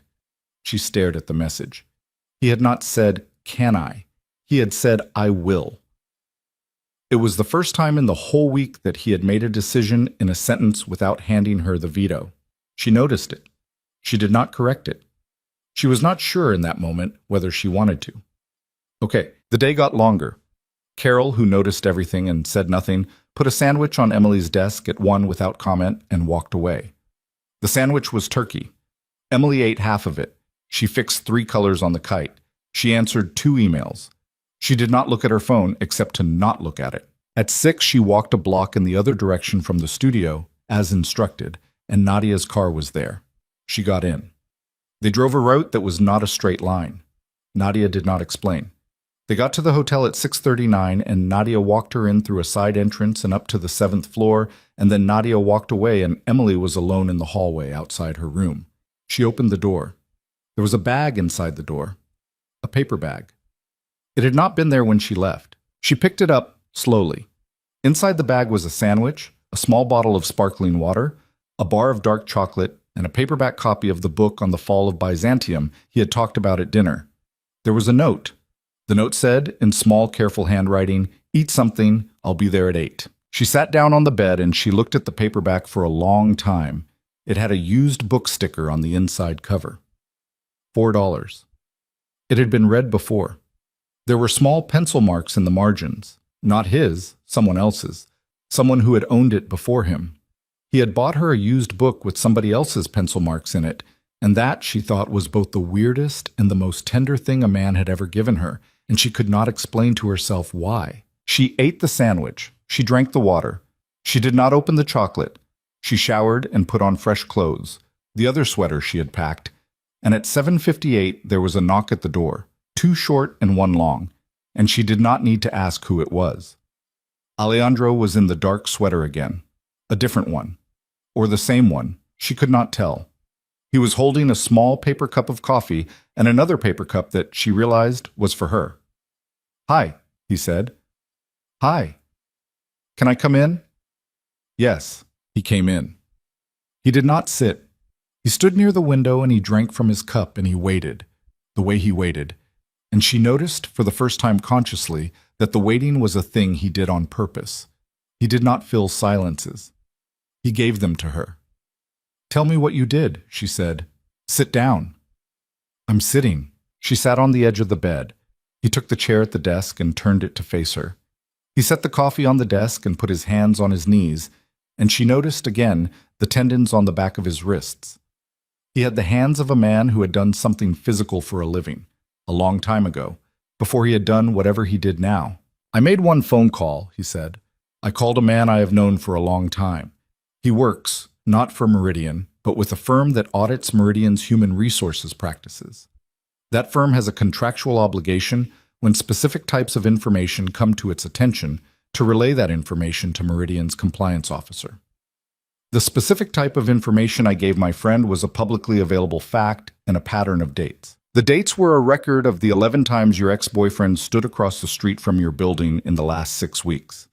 Some of those times overlapped with hours during which he was logged into his work email on his laptop. That is the kind of thing that interests a compliance officer at a firm like Meridian, because it suggests that an employee is doing personal business during billable hours, which has tax implications, which has liability implications, which has insurance implications. My friend made his report. He did not mention me. He did not mention you. Meridian's compliance officer opened a file. That officer, going through the file, found the old Caroline Reyes matter, which had been settled but not deleted. That officer made a different phone call to somebody else inside Meridian, and that person decided on their own that there was enough smoke to look into the fire. The call you got this afternoon is the first part of that internal investigation. That is all I did. I did not tell anyone to investigate him. I started a small fire in a specific corner of a building, and the people in that building did what people in buildings like that always do, which is to put out fires very carefully. Emily stared at him. That is, she said, the most bureaucratic explanation of a hit I have ever heard in my life. It is not a hit. It is absolutely a hit. You did not pull a trigger. You burned his employer. I burned a small amount of his employer. His employer will fire him or it will not fire him. If it fires him, it will be because of things he has done. If it does not fire him, it will be because there were not enough things he had done. Either way, Emily, his employer now knows about his pattern of standing across the street from your building. His employer will, at minimum, instruct him to stop. If he does not stop, his employer will fire him. His employer knows about Caroline Reyes. His employer is not going to tolerate a second Caroline Reyes. There is no version of the next few weeks in which Daniel Vance keeps his job and keeps standing across the street from your building. That is what I bought. What did you promise them? Nothing. Alejandro? Nothing. The information was free. That is part of why I did it this way. You do not owe anyone anything. I do not owe anyone anything. Nobody will ever come to you or to me and ask us for a favor because of this. That was the point of doing it this way. Why is he still texting me then? Because he hasn't been talked to yet. He will be talked to tomorrow morning. When he is talked to tomorrow morning, the conversation will include an instruction to have no further contact with you. His employer has the ability to include that instruction. After that instruction is given, if he violates it, he will be fired on the spot. He will know this. He is not a stupid man. He will stop. And if he doesn't, then we will talk about the second part of what I offered you on the phone. The conversation part. Yes. I don't want the conversation part. I know. I don't want the conversation part, Alejandro. I heard you. She took the coffee off the desk. She held it. She did not drink from it. It was warm through the paper. Alejandro. Yes. How many times have you done this to somebody? A pause. To somebody like Daniel? Yes. A longer pause. I have used that specific technique, the audit path, the compliance officer, 4 times in 20 years. Once was for a woman I worked for. Once was for a friend's sister. Once was for a man who a friend's sister. Once was for a man who had, himself, been followed home. And now for you. 4. You aren't doing this for a living. I am not doing this for a living. I have told you what I do for a living to the extent I can. This is not that. This is the personal version of a skill that has professional applications. You are splitting hairs. I am splitting the exact hair I am splitting because it is the hair that keeps you from owing anyone anything. She looked down at the cup. She looked back up at him. I'm scared of you, she said. I know. You should not be so calm when I say that. I am calm because you are telling the truth. I would rather you tell me you are scared of me than lie about it. I have had women lie about it. I did not enjoy it. You have had women. I did not mean it like that. I know. I meant there have been people in my life who were afraid of me and who pretended they were not. It went badly, both times, for both of us. I would rather you be honest. I will accept the cost of the honesty. Emily breathed out. Daniel told me yesterday, she said, that he went by my apartment. He told me last night that there were no lights on. He told me this morning that he went by again. He is sending me a message every few hours. I don't know what he's going to do when the phone call comes tomorrow. He's going to be very angry. Angry at me. Angry at everyone. Angry at his boss. Angry at his HR department. Angry at you. Angry at whoever he decides is responsible. He will spend 2 days trying to figure out who did this to him. He will not be able to. There is nothing he can find. He will land eventually on the idea that you did it. Not in a literal sense. In the sense that this happened because you left him. Great. He will want to have a conversation with you. He will want it very badly. He will find a way to have one. That is what we are going to prepare for. We. You. I will help you prepare. I will not be in the room. I do not want to be in the room. If I am in the room, you will not have had the conversation. You will have had a conversation with a man standing next to another man, and Daniel will never stop believing that the only reason he lost you is that another man took you. I do not want that for either of you. I want him to have to hear it from you. Alone. Emily blinked. Alone? In public. In a place you pick. With people around. With me close enough to get to you in 90 seconds if something goes wrong, but not in the room. You're going to tell him yourself. That is the part I cannot do for you. That is the part that has to be yours.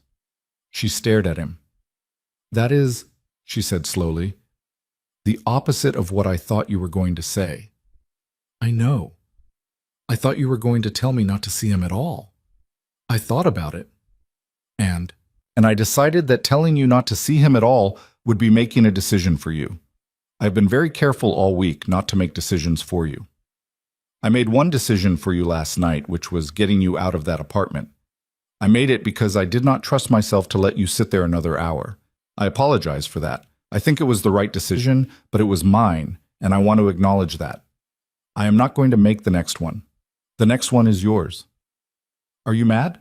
At what? At me. I don't know. For asking you to only do half of what you offered. No. Why not? Because if you had wanted me to do the whole thing, I would have been the man you wanted me to be, and I am trying to find out whether you want to be near the man I actually am. Those are different men. If you had asked me to send Nadia and 3 other people to have a conversation with him, I would have done it. You didn't. You asked me to do less. That is new information. It is good information. I am not mad at good information. Emily sat there. She sat there and she thought about the paperback on the nightstand and the pencil marks in the margin and the man who had bought it used for $4 on his way to see her. She thought about the sandwich in the paper bag. She thought about how he had, tonight, told her he was going to come to the hotel without asking, which had bothered her a little, and then had spent the last 20 minutes making sure that the hardest part of the whole plan would be hers to do alone. She did not know what any of it added up to. She suspected that was the point. She suspected he was a man who had lived his whole life not adding up, deliberately, so that nobody would know what his total was. Okay, she said, I'll do the conversation. Okay, where? That is your call. I have some suggestions. You don't have to take them. Suggest. Somewhere you have been before. Somewhere you are comfortable. Not your apartment. Not your studio. A coffee shop you like, in the middle of the day. Somewhere you can stand up and walk out without asking for the check. The goal is to give him the minimum possible amount of your attention and the minimum possible amount of your time. There's a place called Oster's on 9th by the studio. I know it. You know it. I walked by it yesterday. Alejandro. I was in the neighborhood. You were not in the neighborhood. I was walking. She laughed. She did not mean to. She put her hand over her face and she laughed. A real laugh. The laugh of a woman who had lost a great deal of ground and had just noticed she had not also, entirely, lost her sense of humor. You were walking, she said. You were walking by my office. I walk in a lot of places. Alejandro. I did not go in. Alejandro. I know how it sounds. Stop doing it. I will. I mean it. If we are going to... Whatever we are going to do, you have to stop. I had one man watching me from across the street. I don't need 2. His face did something. It was small. The corner of his mouth tightened and then relaxed, and for the first time all week she had the sense that she had actually landed a blow. He looked, for just that second, like a man who had been told a true thing about himself. Okay, he said. You are right. I apologize. Thank you. Oster's is fine. I'll go tomorrow. Not tomorrow. Let him sit with the phone call first. He will not be steady tomorrow. You want him on the 4th day. On the 4th day, he will either be defeated or he will be dangerous, and we will know which. And if he's dangerous, then we do it at a different place with me closer. Okay? Okay? Okay, Alejandro. Yes. Why did you buy me a used book? He looked at her. Because I had a new copy of the same book at home, and I thought about bringing it, and it felt like too much, so I went into a bookstore this afternoon, and I bought a used copy instead. I thought a used copy was less like a gift and more like sharing. That is the stupidest thing I have ever heard. I know. It's also the nicest. I know. Get out of my hotel room. He stood up. He moved the chair back to where he had found it. He walked to the door and he paused there with his hand on the handle and he looked back at her. Emily. Yes. I want you to know something. What? I have not had dinner with a woman in a restaurant in 7 years. Alejandro? I am telling you that because I realized sitting here that I had not told you that, and you should know it. I do not go to dinner with people. I have not gone to dinner with a woman in 7 years. The last time I did, it ended badly, and I decided it wasn't something I did anymore. I broke that on Saturday. I did not think about it when I broke it. I thought about it later. I wanted you to know. She did not know what to do with that sentence. Good night, Alejandro. Good night. He left. She sat on the bed for a long time after the door closed. Then she got up and she picked up the paperback and she got under the covers and she read the first chapter of a book about a city falling, slowly, to strangers, and she fell asleep with the light on and the book on her chest. The next day was Tuesday. On Tuesday, Daniel did not text her. That was the part that unsettled her. She had prepared herself, in the morning, for the barrage to escalate. She had prepared herself for a voicemail, or a string of accusations, or the specific kind of wounded text that Daniel was a master of, the one where he pretended to be worried for her safety in order to explain why he would not leave her alone. She had prepared for all of it. She got nothing. The phone sat quiet on her desk all day. At 11, she checked to see if it was broken. At 2, she checked again. At 4, she almost texted Jenna just to make sure the phone was working, and then she stopped herself because she was not going to text Jenna just to feel less alone. She called Jenna anyway at 6. Em. Hi. Em, are you okay? Em, where are you? I'm okay. I'm staying somewhere, not the apartment. With him. No, God, no. By myself. He got me a hotel. He got you a hotel. He got me a hotel under a different name. Jen, I'm okay. I'm sorry. I'm sorry I said what I said on the phone the other day. I'm sorry. I was scared and I was being a jerk. You weren't being a jerk. I was. A little. A lot.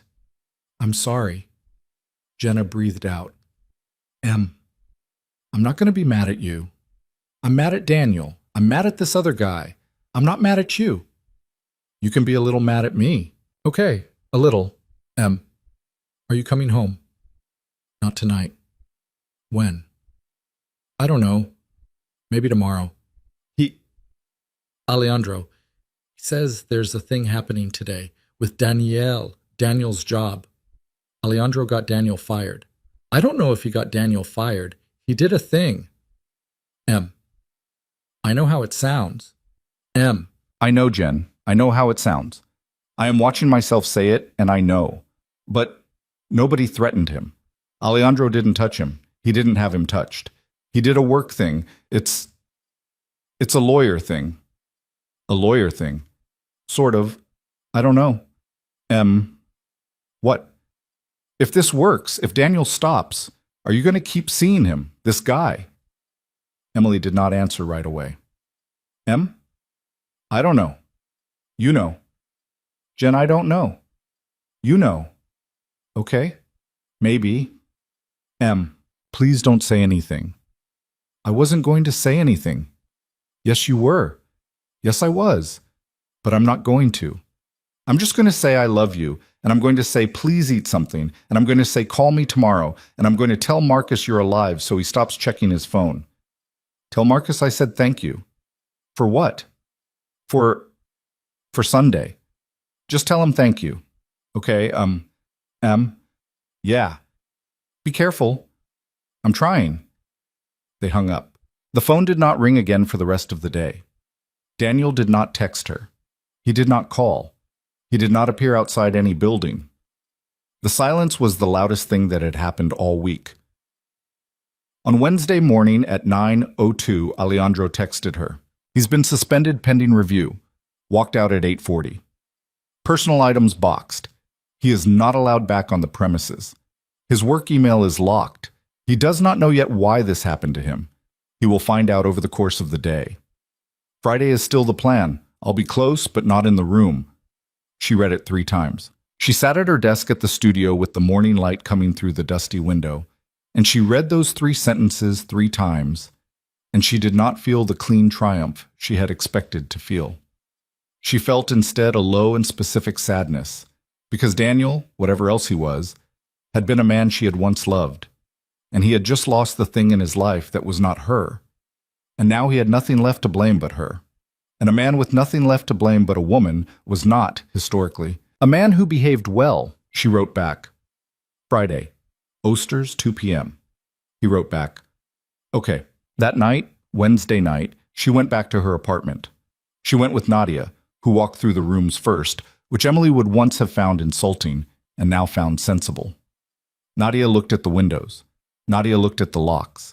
Nadia stood in the middle of Emily's living room for a full minute with her arms folded, looking at the walls. And then she said, "You should change the locks this week. Also, the door. Your door is old. Your door is the door of a building that was built in 1962. A man with a credit card could open your door. I didn't know that.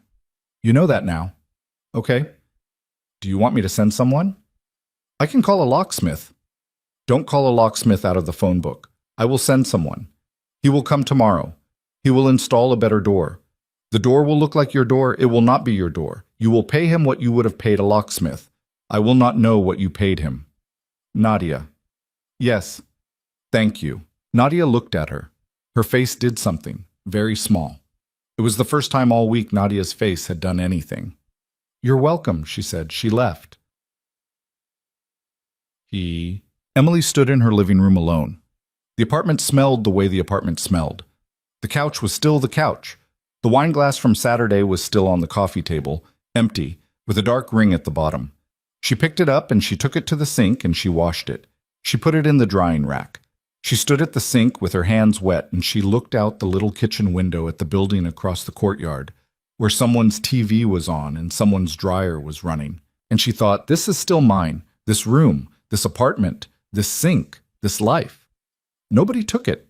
I almost gave it away, but nobody took it. The new door went in on Thursday while she was at work. When she came home Thursday night, there was a small envelope on her kitchen counter with 2 new keys in it and nothing else. She slept in her own bed that night. She slept badly, but she slept in her own bed. And she understood, even as she lay there staring at the ceiling in her own bedroom with her own pillow under her head, that the person who had given her this, the thing that looked like a normal night at home, was not the man her mother would have wanted her to be tangled with, was not the man Jenna would have picked, was not, in any sense, a safe person. He was, however, the man who had let her choose. That was the distinction she could not stop turning over. Daniel had never let her choose. Daniel had loved her, or said he had, and he had never once in 2.5 years put a decision in front of her without his thumb on the scale. Alejandro, whatever he was, had put every decision of the last 7 days in front of her clean. She had said no to half of them, and he had, every time, said okay. She did not know yet if that was love. She did not know yet if that was something love-shaped but wrong.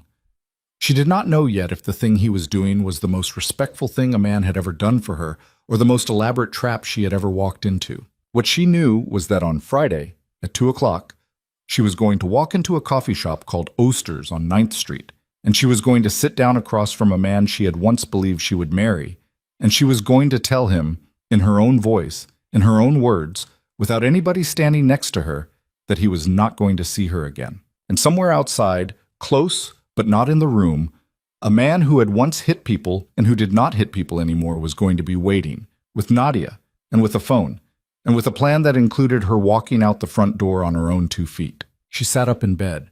She turned on the light. She reached for the paperback on her nightstand and she opened it to the place she had dog-eared, and she read for an hour until her eyes stopped tracking and the letters blurred. And when she turned out the light, the last thing she saw was the little pencil mark in the margin of a page, a small check mark. Somebody else's approval of a sentence written a long time ago about a city that had not known, that week, that it was about to fall. She slept.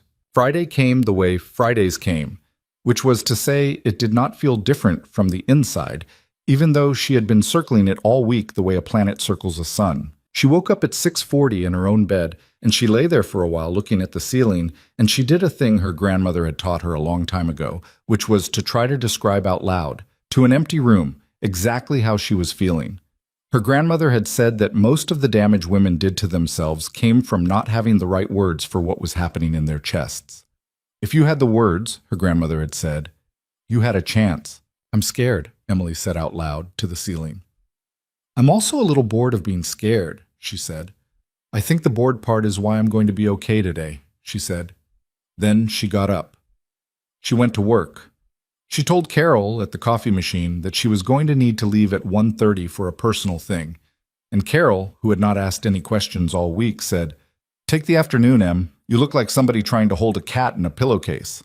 That's very specific, Carol. I've held a lot of cats in a lot of pillowcases. Thanks. Go. She left at 1:28. She walked the 4 blocks to Oster's because walking was the only thing that would burn off the shake in her hands. Nadia was not with her. Nadia was somewhere nearby, in a way Emily had stopped trying to track. Alejandro had sent one message that morning, at 8:15, and it had said, I'll be close. You will see me if you look for me. Try not to look for me. She had read it 6 times. She was not going to look for him. She was pretty sure she was going to look for him. Oster's was a narrow coffee shop with a long counter and mismatched chairs and a dog bowl near the door that the owner kept filled for the neighborhood. There were maybe 12 tables. At 1:40, she walked in and picked the table near the window, second from the door, which was the one she had picked on purpose because it was visible from the sidewalk, and the sidewalk was visible from across the street. She ordered a tea she was not going to drink. She put her phone on the table, face up, and her bag on the chair next to her, and she waited. Daniel walked in at 1:57. He looked immediately worse than she had ever seen him. He had not shaved. He was wearing a gray sweater she had given him for his birthday 2 years ago, and the sleeves were stretched out at the cuffs, and the skin under his eyes was the color of a bruise. He looked like a man who had not slept in 4 days, which was probably accurate, and he saw her immediately, and his whole face did something complicated. Relief and anger and a flicker of something small and childlike she did not want to identify. He crossed the shop. He sat down. He did not take off his jacket. Em? Hi, Daniel? Em. I've been trying to reach you for... I know. I went by your apartment 4 times. I know. Em. His voice cracked. Em. I lost my job.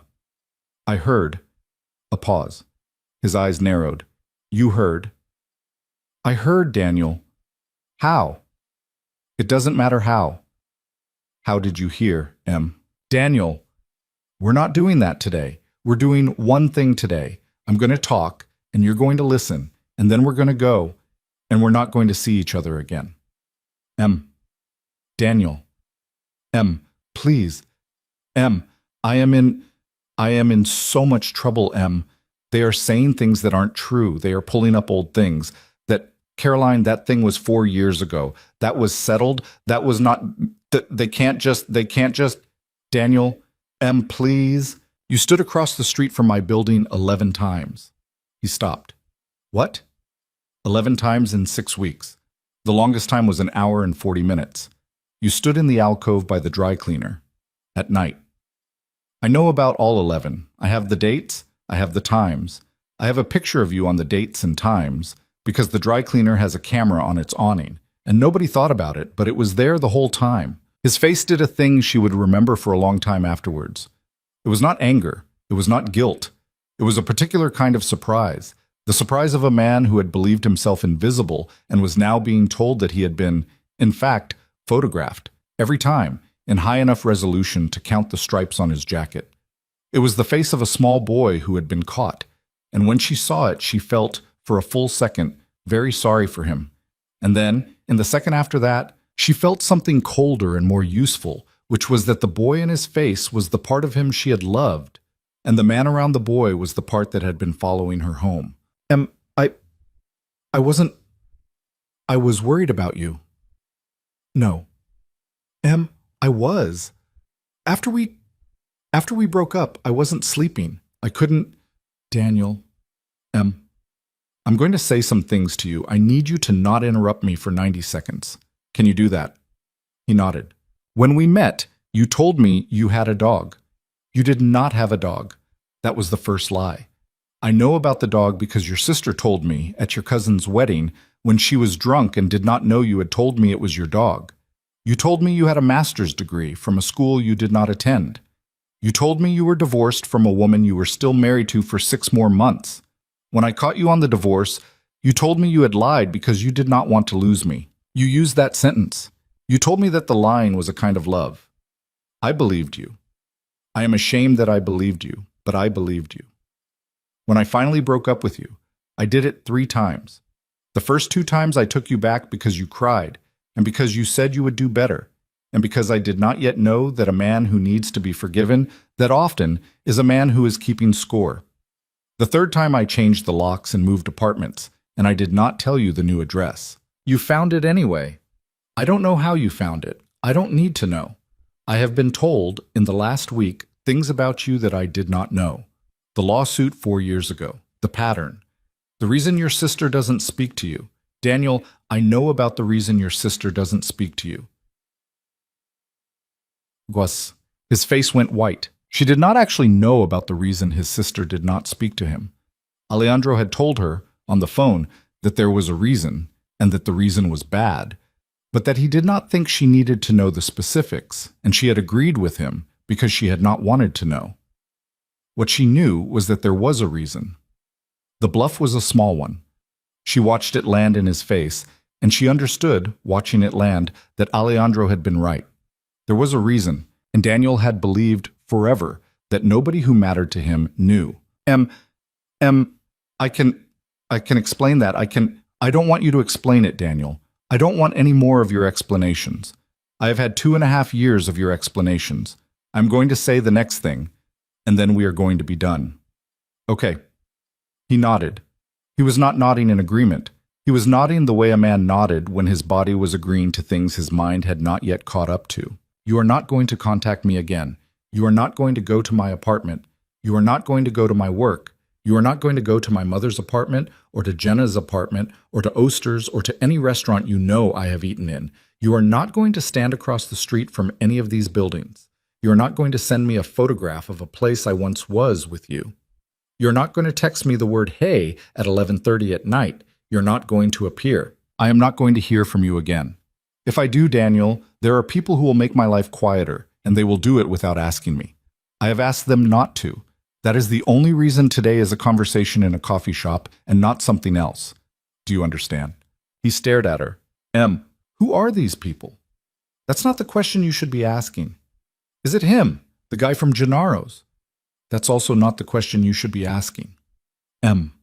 Daniel. What did you do? His voice was shaking now. What did you do to me? My job? My whole... I have nothing, I have nothing. Daniel, you took everything from me. I didn't take anything from you, Daniel. You did it to yourself. 11 times. Across the street from my building. On work hours. Logged into your work email. That was you. That was not me.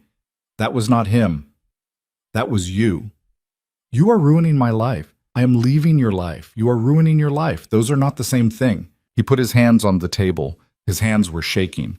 She looked at them, and she thought distantly about the way Alejandro's hands had gone flat on the table at the bar, very still, in control, the whole body listening through the hands. Daniel's hands were not like that. Daniel's hands were the hands of a man who did not know where to put them, who had never known, who had been furious his whole life at not knowing. His voice got small. He tried, she could see him try, to find his old face, the face he had used on her in the last months of their relationship, the wounded boy face, the one she had almost always given in to. Please, I will do anything. I will go to therapy. I'll do the therapy. I'll do it for real this time. Daniel, you are not talking to me anymore. You are talking to the person you always talk to. She is not sitting here. I want you to look at me. He looked at her. Me. The person in this chair. Not the version you invented. Not the one you apologized to. Me. He looked at her for a long second, and something in his face gave. It was not surrender. It was not acceptance. It was a smaller thing, a brief crack, the smallest possible acknowledgement that the woman across from him was a person he did not, in fact, know very well. Then his face hardened. You always were a cold bitch, Em. It was quiet in the coffee shop. He had not raised his voice. He had said it almost softly, the way a man said a thing he had been waiting a long time to say. Emily looked at him. She had 2 years ago rehearsed 1,000 small responses to 1,000 small cruelties. She had stayed up nights in the bed they shared, practicing sentences she would never say to him because she was afraid of what would happen if she did. All those sentences were still in her. She could feel them. They lined up in her throat like small, sharp objects, ready. She did not use them. Okay, Daniel, she said. She picked up her bag. Goodbye. Goodbye, Daniel. She stood up. She walked past him. She did not look at him. She walked to the door of Oster's. She did not look back. She did not hurry. She pushed the door open and she stepped out onto 9th Street, and the cool afternoon air hit her face, and she kept walking, and she did not turn her head. Half a block down, she heard behind her the door of the coffee shop open again. She did not turn around. A hand took her elbow. It was not a hard grip. It was warm and calm. And the hand was a hand she had not yet been touched by, but which she recognized anyway, because there were only so many hands in the world that moved like that.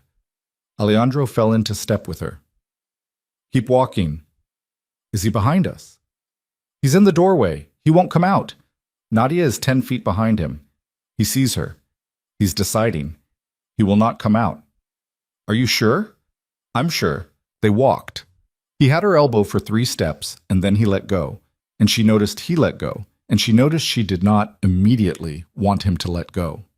Don't turn around. I won't. At the corner we turn left. Okay. Slow down, a little, not fast, normal. They turned left. They turned left onto a quieter side street with a row of townhouses and a woman pushing a stroller the other way. Halfway down the block, Alejandro glanced behind them, once, briefly, and the set of his shoulders changed, and she understood that whatever the shape of the threat had been, the shape had now decided to go home. He's going back in, he said. To the coffee shop. He's sitting down. He's going to order something. Nadia is going to stay with him. He will sit there for 40 minutes. He will not follow you. It's over. Emily stopped walking. She put her hand against the iron railing of somebody's stoop, and she bent forward and she breathed. She did not cry. She thought she was going to, and she did not. She just breathed for a full minute with her hand on the cold iron, and the woman with the stroller went by on the other side of the street and did not look at her, and a delivery cyclist rang his bell at a car, and the city did its thing, and she breathed. Alejandro stood next to her. He did not touch her. He did not talk. He waited. Okay, she said after a minute. Okay. Okay? I need a drink. Okay? Not a fancy drink. Just a drink. Okay. There's a place on 3rd I like. They have cheap beer and a jukebox nobody uses. Let's go there. They went there. The place on 3rd was called Teddy's, and on a Friday afternoon at 2:45 there were 4 people in it, 2 at the bar, and 2 playing pool in the back. They took a booth by the window. Alejandro ordered 2 beers from a waitress who looked at him with mild curiosity and then let it go, the way waitresses in neighborhood bars let things go. And when the beers came, Emily wrapped her hand around hers and took a long swallow and set the bottle down and rested her forehead on the cold green glass. I'm going to be a mess for a little bit, she said. Take your time. Alejandro? Yes. The sister thing. Yes. You didn't tell me what the thing was. No. Do I want to know? A pause. I don't think so. Okay. There is nothing you would do with the information. It would live in you and it would not help you. I would rather carry it for both of us. Okay. Are you angry I did the work? She thought about it. No, she said. I thought I might be. I thought when I sat down across from him today, I was going to feel like I'd cheated because I knew the thing and he didn't know I knew. But I don't feel that way. I feel like I feel like I went into a fight with my eyes open for once. He never let me have that before. No, he never let me have information. He managed what I knew about him the whole time. That's what men like him do. You do that too. He looked at his bottle for a second. I do, he said, in a different way, for different reasons. I am trying to do it less with you. I noticed. Have you? Yes, I have also noticed when you don't. I know. Alejandro. Yes. The bookstore. Which bookstore? Don't walk by my office anymore. I won't. I mean it. I mean it too. She drank from the beer. What happens now? She said. With Daniel. With Daniel. Daniel goes home today. He probably does not sleep well for a few nights. Early next week, the investigation at his firm closes. He is formally let go, with a small severance tied to a very strict non-disclosure. He signs it because he has no leverage and he needs the money. He moves probably within 2 months because he cannot afford his apartment. He gets another job eventually at a smaller firm in another city, making less money. He is not going to come back for you. The thing that will make him not come back for you is not fear of me.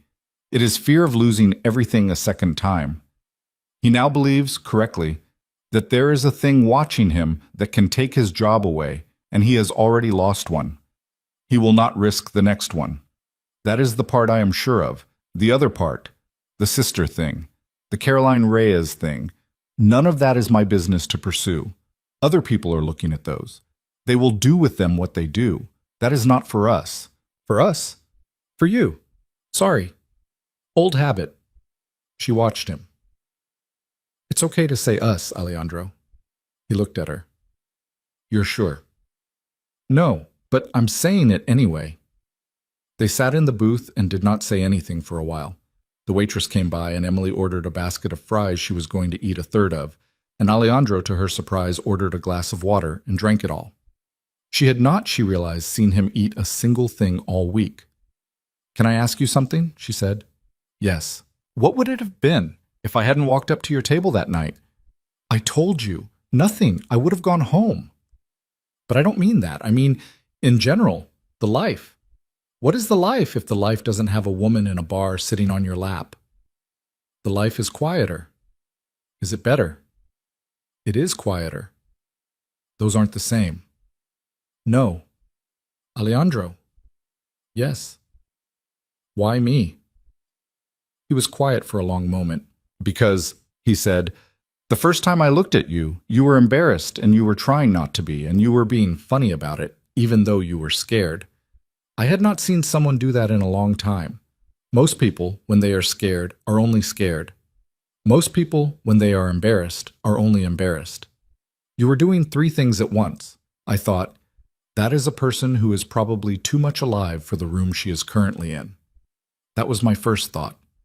Later, when we had dinner, I thought, she is someone who is going to ask me real questions and be unhappy with fake answers, and I am, for the first time in years, in the mood to be asked real questions.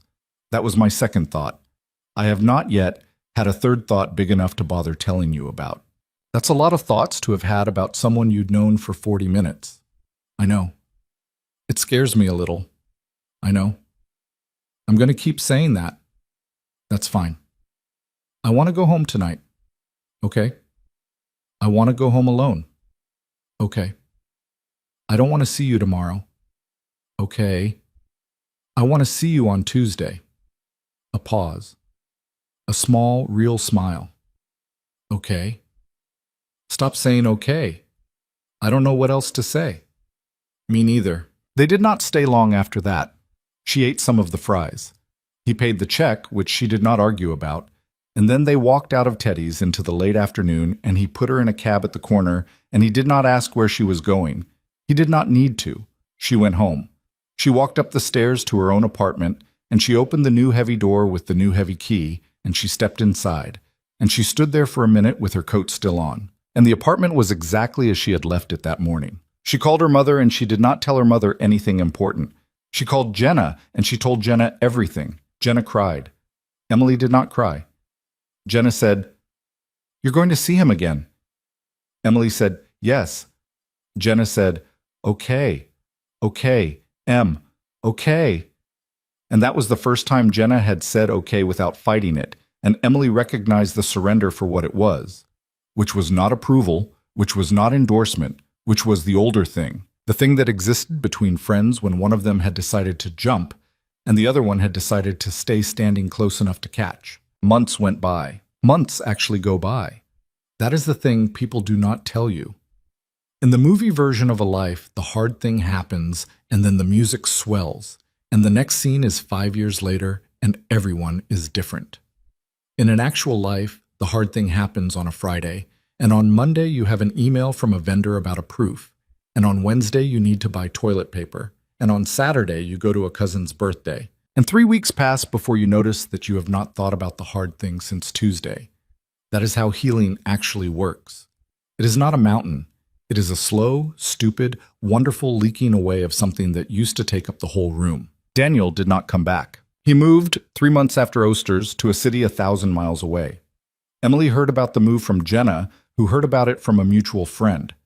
Emily did not ask for details. Daniel did not contact her.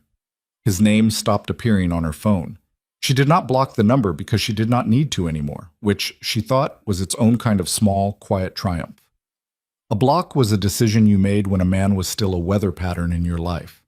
Leaving the number unblocked meant, in her own private accounting, that he had stopped being weather. She saw Alejandro on Tuesdays. It was a thing that became a thing without either of them announcing it.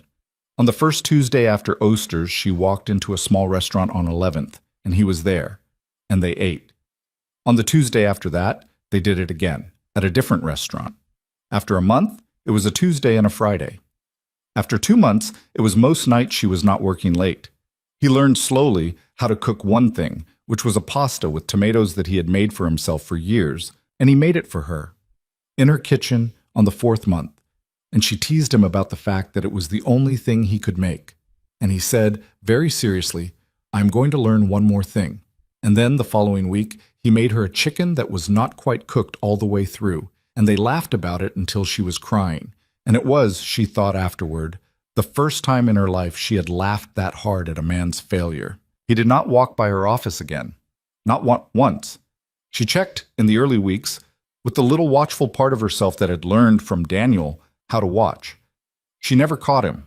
She stopped checking. She met Nadia for lunch once, on a Saturday, because she wanted to know Nadia, because Nadia had opened the back door of her building and put her in a car on the worst night of her life, without making her feel like a rescue. Nadia ordered a salad and ate it slowly and told Emily 3 things about her own life, in a tone that suggested Emily was not going to hear a 4th thing, and Emily accepted this, and they became something that was not exactly friendship, but was something adjacent to it. The specific kind of bond that exists between women who have stood together in a hallway at night. She did not find out, ever, exactly what Alejandro did for a living. She learned pieces. She learned that he traveled sometimes, that he was gone for 3 days and then 4, that his phone did a specific thing in certain rooms where he would glance at it and then turn it face down. She learned that there were people he would not have in his house and people he would. She learned that there was a man named Vittorio who called him sometimes at 2 in the morning, and that after those calls, he would be quiet for a day, sometimes 2. She learned to not ask about those days. She learned to ask about other days. She also learned, and this was the real thing, the thing she kept coming back to, that a man can tell you the truth about who he is and still be worth loving, and that the opposite was also true, and that the trick of an adult life was not to find a man without shadows, but to find one who let you walk around his. They did not move in together for a year. When they did, she did not move into his house, which she had still only seen twice. He moved into hers. He gave up the house. He did not give up what he did for a living, which she had by that point stopped asking him to do, because she had figured out that asking him to stop would be asking him to be someone else, and she had already dated someone who was someone else. And the whole point, she had decided, was to not do that again. He kept the work. He moved the life. That was the deal they made. She did not know, even years later, whether it was the right deal. She knew it was the one they had picked. Jenna never fully warmed up to him. Jenna got used to him, which was a different thing, and was probably the correct thing for a best friend to do. Marcus, on the other hand, came to like him quietly. the way Marcus liked things, and the two of them ended up improbably in a book club of two, where they would read one book a month, usually about something old and European, and meet for one beer to discuss it, and then go home. Emily found this hilarious. Jenna found it baffling. Marcus would not explain it. One night, 2 years after the bar on Kessler, Emily and Alejandro were sitting on her couch. It was late. It was fall again. The radiator was doing its thing. She was reading, and he was reading, and she looked up from her book and she said, "Can I ask you something that's going to be stupid?" "Okay." "What would you have done if I hadn't texted you back? After the first dinner?" He thought about it. "I would have gone back to the house. Quietly. I would have been disappointed for a few weeks. I would have told myself I had tried a thing and it had not worked.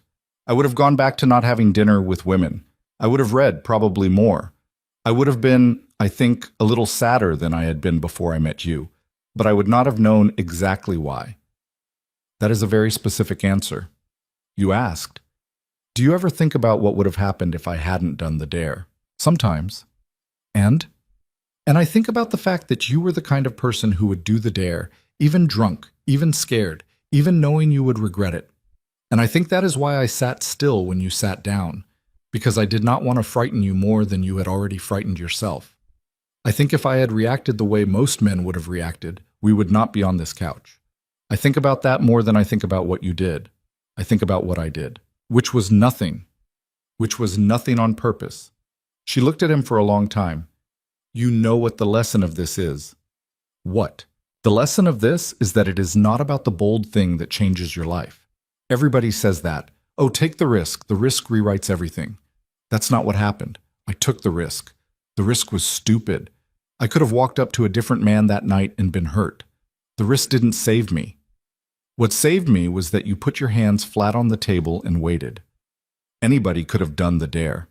Only one person, in a whole city full of people, was going to react to it the way you did.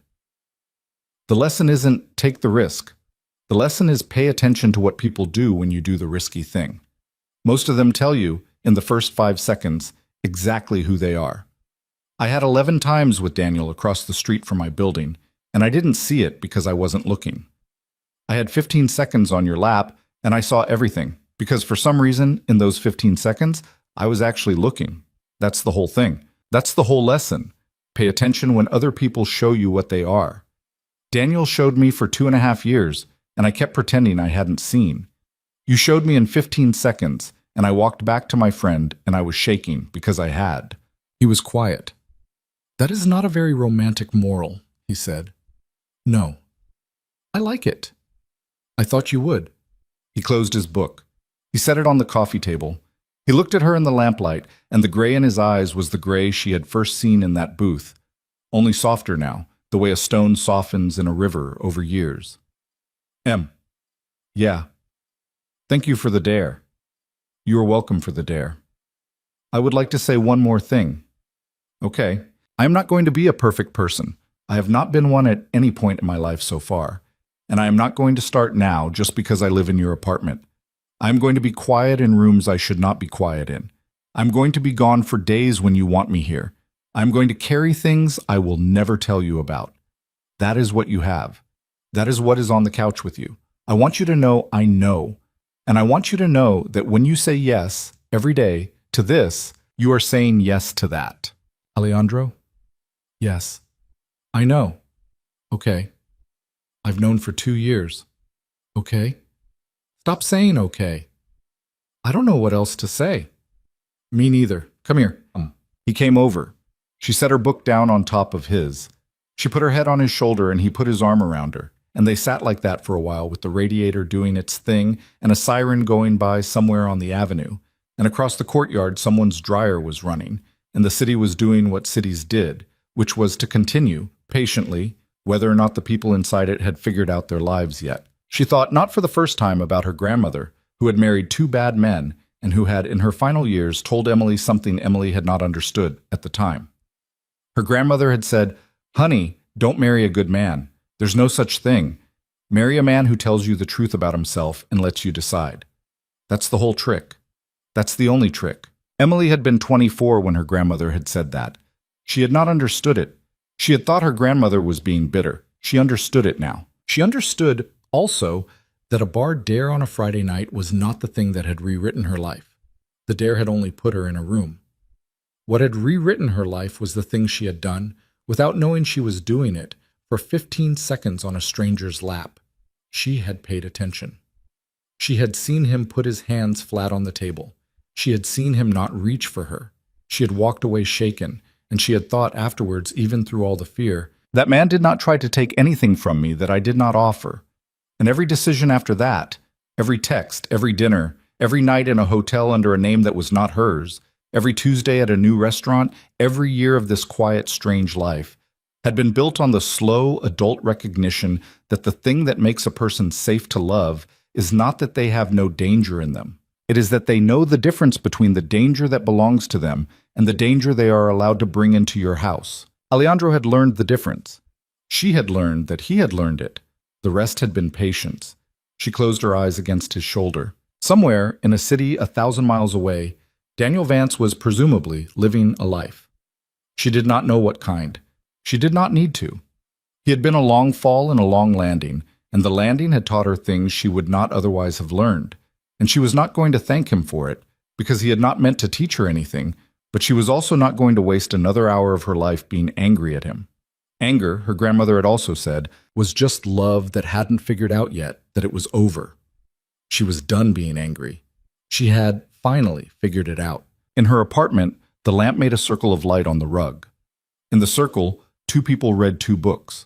Outside the circle, the city was loud, the way the city was always loud, and inside the circle it was quiet, because quiet was a thing they had both, in their separate ways, worked very hard to learn how to make. That was the end of it, not the clean kind of end. There was no clean kind of end. Daniel's non-disclosure was still sitting in a file somewhere. The Caroline Reyes thing was still, probably, going to surface in some court somewhere, years later, and Emily would read about it in the paper and not know what to feel. Alejandro was still, in ways she was not going to pry open, a man whose phone lit up with calls from men named Vittorio at 2 in the morning. Nothing in her life had become, because of him, safe in the way safe had meant to her before all of this. But then, she thought, safe had been a lie even before him. Safe was always a lie. Safe was the story you told yourself so you could keep from looking at the thing that was actually going on. She was done with that story. She was on a couch in an apartment she had picked, with a man who had told her every bad thing about himself before she had asked. And her door was a good door, and her locks were good locks, and her best friend, who was not entirely sure about him, was going to meet her for brunch on Sunday anyway, because love, if it was love, was a thing that adjusted. That was what she had learned above everything else. Love, real love, the adult kind, was not a fire that consumed the world around it. It was a small patient thing that learned to live next to the other small patient things that were already in the room. The radiator clanked. The city hummed. The book on her lap was about a city that had, a long time ago, fallen. She turned the page. Outside the window, the first snow of the winter began, quiet, uncertain, trying to make up its mind about whether to stay. It stayed.